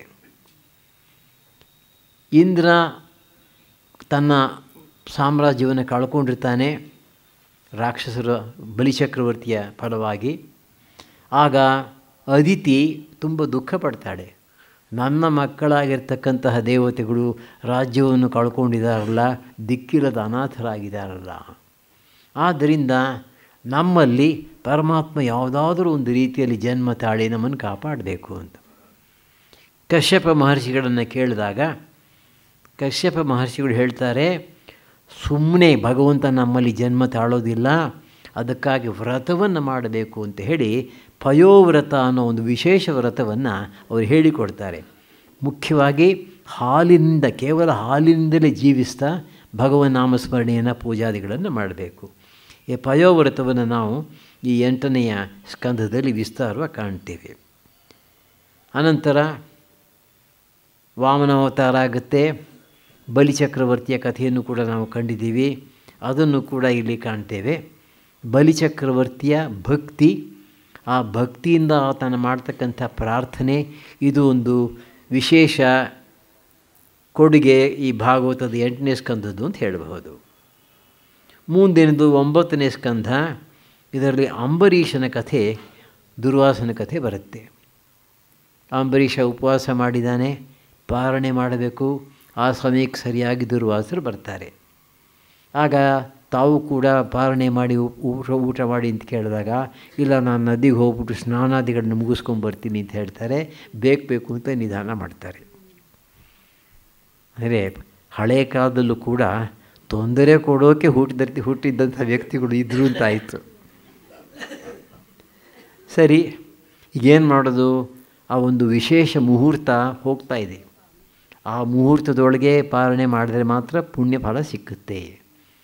ಆಗ ರಾಜಪುರೋಹಿತರು ಹೇಳ್ತಾರೆ, ಏನಿಲ್ಲಪ್ಪ, ಒಂದೇ ಒಂದು ಗೂಟಕ್ಕೂ ನೀರನ್ನು ನೀನು ಆಪೋಷ ಮಾಡಿದ್ರೆ ಈ ಪಾಲನೆ ಮಾಡಿದಾಗೂ ಆಗುತ್ತೆ, ಉಪವಾಸ ಭಂಗವೂ ಆಗೋದಿಲ್ಲ ಅಂತ. ಅವನು ಪಾಲನೆ ಮಾಡೋಷ್ಟಕ್ಕೆ ಸರಿಯಾಗಿ ಬಂದುಬಿಡ್ತಾರೆ ದುರ್ವಾಸ ಮಹರ್ಷಿಗಳು. ಗೊತ್ತಲ್ಲ ಯಥಾ ಪ್ರಕಾರ, ಮೂಗಿನ ತುದಿನಲ್ಲೇ ಕೋಪ. ಸರಿ, ಬಂದ ತಕ್ಷಣ ಅವರೇನು ಮಾಡ್ತಾರೆ, ಸಿಟ್ಟು ಬಂದುಬಿಡುತ್ತೆ. ತಲೆಯಿಂದ ಒಂದು ಕೂದಲು ಕಿತ್ಬಿಟ್ಟು ಹೀಗೆ ನೆಲದ ಮೇಲೆ ಬೀಸಾಡ್ತಾರಂತೆ. ಅದು ಒಂದು ಕೃತ್ಯ ಅಂತ ಹೇಳ್ತಾರೆ. ಒಂದು ಭಯಂಕರ ರಾಕ್ಷಸನ ಆಕಾರವನ್ನು ತಾಳುತ್ತೆ. ಆನಂತರ ಅಂಬರೀಷನನ್ನು ಒಟ್ಟಿಸ್ಕೊಂಡು ಹೋಗಬೇಕು, ಕೊಲ್ಲಬೇಕು ಅಂತ ಪ್ರಯತ್ನ ಪಡುತ್ತೆ. ಆದರೆ ಅಂಬರೀಷನ್ನ ಸುದರ್ಶನ ಚಕ್ರ ಕಾಯ್ತಾ ಇದೆ. ಸುದರ್ಶನ ಚಕ್ರ ಅವನನ್ನು ಭಸ್ಮ ಮಾಡಿಬಿಡುತ್ತೆ, ಕೃತ್ಯ ರಾಕ್ಷಸನನ್ನು. ಮತ್ತು ಇವ್ರನ್ನೇ ಅಟ್ಟಿಸ್ಕೊಂಡು ಹೋಗುತ್ತೆ, ದುರ್ವಾಸರನ್ನ. ಯಥಾ ಪ್ರಕಾರ ದುರ್ವಾಸರು ಚತುರ್ಮುಖ ಬ್ರಹ್ಮನ ಹತ್ರ ಹೋಗ್ತಾರೆ. ಅಪ್ಪ, ಇದು ನನಗೆ ಮೀರಿದ್ದು ಅಂತ ಆತ ಹೇಳಿದ್ಮೇಲೆ ಶಿವನ ಹತ್ರ ಹೋಗ್ತಾರೆ. ಶಿವನು ಹೇಳ್ತಾರೆ, ನನ್ನ ಕೈನಲ್ಲಾಗಲ್ಲ, ವಿಷ್ಣು ಹತ್ತಿರ ಹೋಗು ಅಂತ.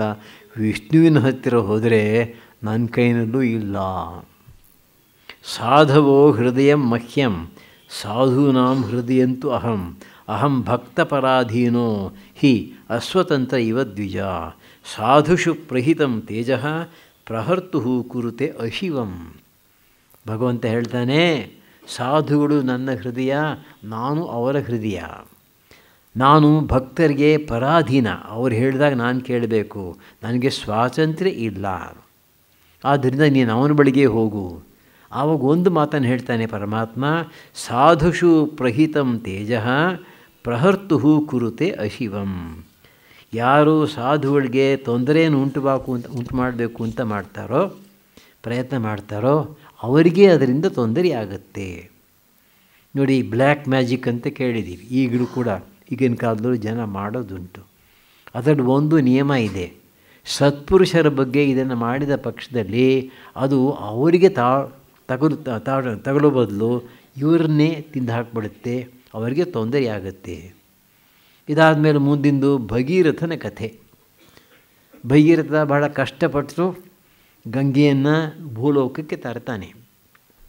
ಭೂಲೋಕ ಪ್ರವೇಶ ಮಾಡುವುದಕ್ಕೆ ಮುಂಚೆ ಗಂಗಾ ಮಾತೆ ಕೇಳ್ಕೊತಾಳೆ, ಅಪ್ಪ ನೀನೇನೋ ಹೇಳಿದೆ, ಭಗವಂತ ನನ್ನನ್ನು ಕಳಿಸ್ತಾ ಇದ್ದಾನೆ, ಬರ್ತಾ ಇದ್ದೀನಿ, ಒಳ್ಳೆಯದು. ಆದರೆ ನನ್ನ ಗತಿ ನೋಡು, ಮುಂದೆ ಸಾವಿರಾರು ಜನ ಬಂದು ನನ್ನಲ್ಲಿ ಸ್ನಾನ ಮಾಡಿ ತಮ್ಮ ಪಾಪಗಳನ್ನೆಲ್ಲ ನನ್ನಲ್ಲಿ ಬಿಟ್ಟು ಶುದ್ಧವಾಗಿ ತಾವು ಹೊರಟೋಗ್ತಾರೆ, ನನ್ನ ಗತಿ ಏನು? ಅದಕ್ಕೆ ಭಗೀರಥ ಹೇಳ್ತಾನೆ, ಸಾಧವೋ ನ್ಯಾಸಿನಃ ಶಾಂತಾಃ ಬ್ರಹ್ಮಿಷ್ಠಾಃ ಲೋಕಪಾವನಾಃ ಹರಂತಿ ಅಘಂತೆ ಅಂಗಸಂಗಾತ್ ತೇಷು ಆಸ್ತೆ ಹಿ ಅಘಭಿದ್ ಹರಿಹಿ. ನೀನೇನು ಯೋಚನೆ ಮಾಡಬೇಡ, ಈ ಲೋಕದಲ್ಲಿ ಸಾಧುಗಳು, ಸನ್ಯಾಸಿಗಳು, ಶಾಂತರು, ಬ್ರಹ್ಮನಿಷ್ಠರು, ಇಡೀ ಲೋಕವನ್ನೇ ಪವಿತ್ರಗೊಳಿಸ್ತಕ್ಕಂಥ ಮಹಾತ್ಮರಿದ್ದಾರೆ. ಅವರು ಕೂಡ ಬರ್ತಾರೆ ಸ್ನಾನ ಮಾಡಲಿಕ್ಕೆ. ಅವರು ನಿನ್ನಲ್ಲಿ ಸ್ನಾನ ಮಾಡಿದಾಗ ನಿನ್ನ ಸಂಪೂರ್ಣ ಪಾಪವನ್ನು ನಾಶ ಮಾಡಿಬಿಡ್ತಾರೆ. ಅಂದರೆ ನೀನು ಜನಗಳನ್ನು ಪರಿಶುದ್ಧವಾಗಿ ಮಾಡ್ತಿ, ಸಾಧುಗಳು ನಿನ್ನನ್ನು ಪರಿಶುದ್ಧವಾಗಿ ಮಾಡ್ತಾರೆ. ಇನ್ನು ಮುಂದಿನ ಭಾಗ ಶ್ರೀರಾಮಚಂದ್ರನ ಕಥೆ. ಸುಮಾರು ಒಂದು 56 ಶ್ಲೋಕಗಳಲ್ಲಿ ಸಂಪೂರ್ಣ ರಾಮಾಯಣದ ಕಥೆಯನ್ನು ಸ್ಪಷ್ಟವಾಗಿ ಸೊಗಸಾಗಿ ಹೇಳಿದ್ದಾರೆ. ಇದರಲ್ಲಿ ಒಂದೇ ಒಂದು ವ್ಯತ್ಯಾಸ ನಾವು ಕಾಣ್ತಕ್ಕಂಥದ್ದು. ವಾಲ್ಮೀಕಿ ಮತ್ತು ಭಾಗವತದಲ್ಲಿ ಸೀತಾ ಸ್ವಯಂವರದ ವಿಷಯ. ವಾಲ್ಮೀಕಿಯ ರಾಮಾಯಣದಲ್ಲಿ ಸೀತೆಯ ಸ್ವಯಂವರದ ವಿಷಯ ಬರೋಲ್ಲ. ಆನಂದ ರಾಮಾಯಣದಲ್ಲಿ ಬರುತ್ತೆ, ಅಧ್ಯಾತ್ಮ ರಾಮಾಯಣದಲ್ಲಿ ಬರುತ್ತೆ. ಹಾಗೆ ಈ ಭಾಗವತದ ಕಥೆಯಲ್ಲೂ ಕೂಡ ಬರುತ್ತೆ. ಅದರ ಮುಂದಿನ ಭಾಗ ಯಯಾತಿ ಮತ್ತು ಪುರು. ಯಯಾತಿಯ 3 ಜನ ಮಕ್ಕಳಲ್ಲಿ ಪುರು ಕಡೆಯವನು. ಯಯಾತಿಗೆ ಇನ್ನೂ ಭೋಗದ ಆಸೆ ತೀರಿಲ್ಲ. ಆದ್ದರಿಂದ ಅವನಿಗೆ ಮುಂಚೆ ಶಾಪ ಬಂದಿತ್ತು ಶುಕ್ರಾಚಾರ್ಯರಿಂದ. ಆದರೆ ಶುಕ್ರಾಚಾರ್ಯ ಒಂದನ್ನು ಹೇಳಿದರು, ಒಂದು ಮಾತನ್ನು, ಯಾರಾದರೂ ಯುವಕರು ತಮ್ಮ ಯೌವನವನ್ನು ನಿನಗೆ ಕೊಟ್ಟು ನಿನ್ನ ವಾರ್ಧಕ್ಯವನ್ನು ತಗೊಳ್ಳೋ ಹಾಗಿದ್ರೆ ಸಾಧ್ಯವಾಗುತ್ತೆ ಅಂತ. ಆಗ ಯಯಾತಿ ತನ್ನ ಮಕ್ಕಳನ್ನು ಕೇಳ್ತಾನೆ. ತನ್ನ ದೊಡ್ಡ ಮಕ್ಕಳು ಯಾರು ಅದನ್ನು ಕೇಳಲ್ಲ. ಪುರು ಮಾತ್ರ ಒಪ್ಪಿಕೊಂಡು ತಾನು ವಾರ್ಧಕ್ಯವನ್ನು ಮುದಿತನವನ್ನು ತಗೊಂಡು ಯೌವನವನ್ನು ಕೊಡ್ತಾನೆ. ಆದರೆ ಎಷ್ಟು ವರ್ಷ ಈ ಸುಖಗಳನ್ನು, ಪ್ರಾಪಂಚಿಕ ಸುಖಗಳನ್ನು ಅನುಭವಿಸಿದ್ರೂ ಕೂಡ ತೃಪ್ತಿಯನ್ನು ಸಿಕ್ಕಲಿಲ್ಲ.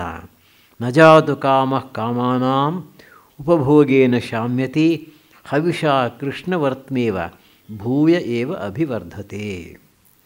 ಈ ಪ್ರಸಿದ್ಧವಾದ ಶ್ಲೋಕ ಮಹಾಭಾರತದಲ್ಲೂ ಬರುತ್ತೆ, ಮನುಸ್ಮೃತಿಯಲ್ಲೂ ಬರುತ್ತೆ. ಕಾಮ ಎಂಬತಕ್ಕಂಥದ್ದು ಎಂದಿಗೂ ಕೂಡ ಉಪಭೋಗದಿಂದ ಶಾಂತವಾಗೋದಿಲ್ಲ. ಬೆಂಕಿಯ ಒಳಗೆ ತುಪ್ಪ ಸುರಿದರೆ ಬೆಂಕಿ ಆರೋದಿಲ್ಲ, ಇನ್ನು ಹೆಚ್ಚುತ್ತಾ ಹೋಗುತ್ತೆ.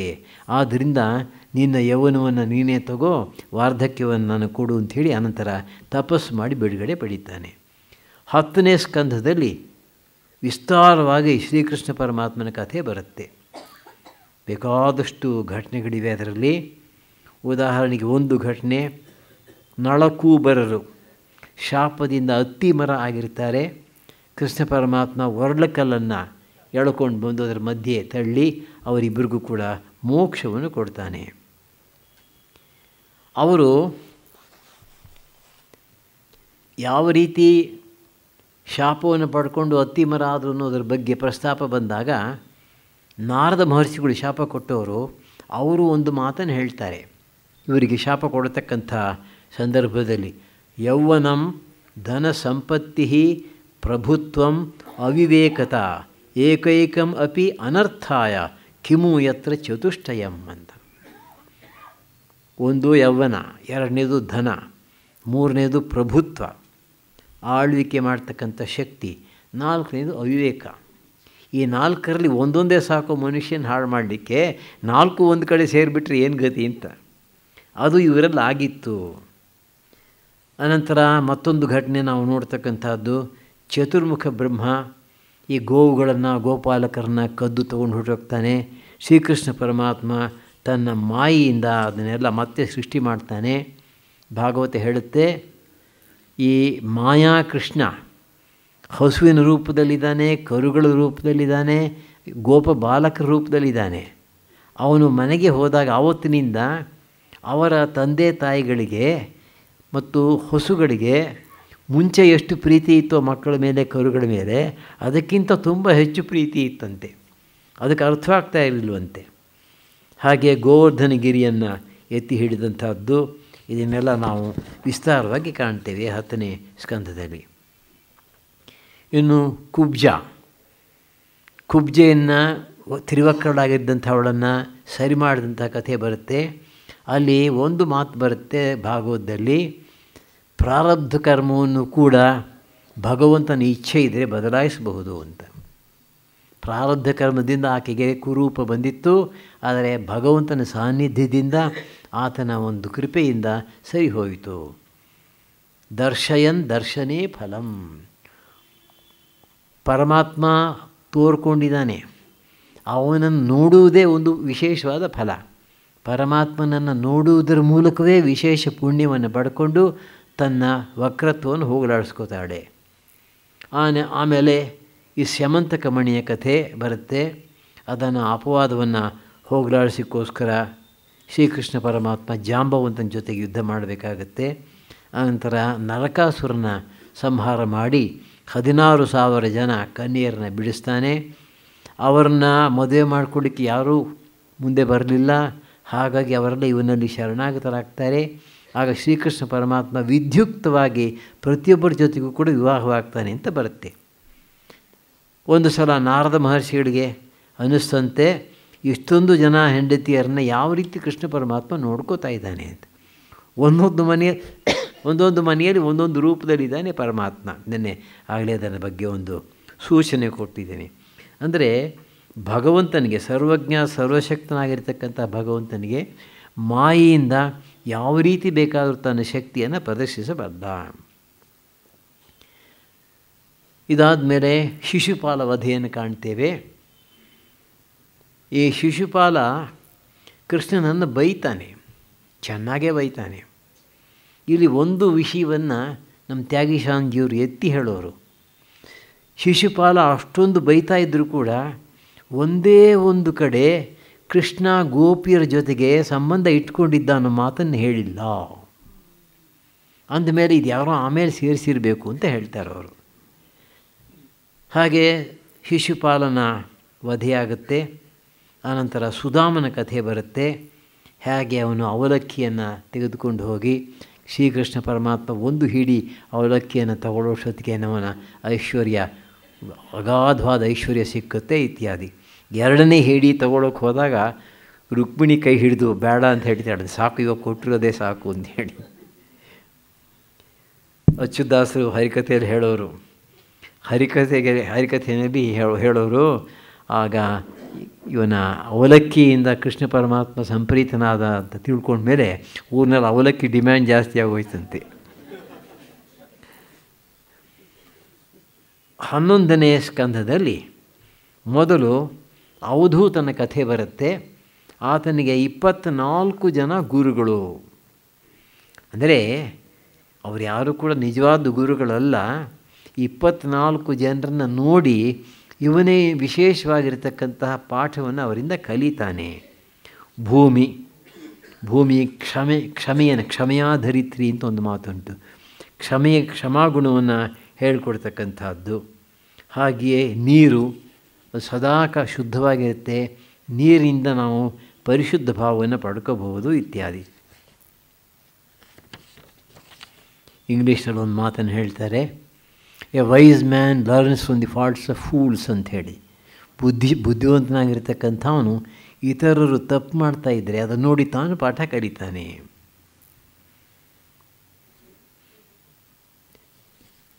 ಇದಾದ ಮೇಲೆ ಮತ್ತೊಂದು ಕಥೆ ಬರುತ್ತೆ. ಒಬ್ಬ ಬ್ರಾಹ್ಮಣ ಅಪಾರವಾದ ಐಶ್ವರ್ಯವನ್ನು ಹೊಂದಿರ್ತಾನೆ.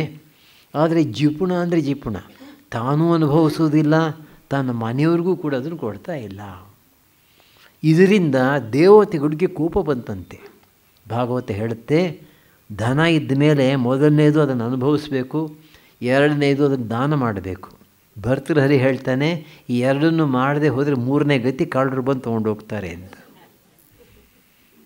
ಇವನೇನೂ ಮಾಡದೇ ಇದ್ದದ್ರಿಂದ ದೇವತೆಗಳಿಗೆ ಅವನ ಮೇಲೆ ಕೋಪ ಬಂತು.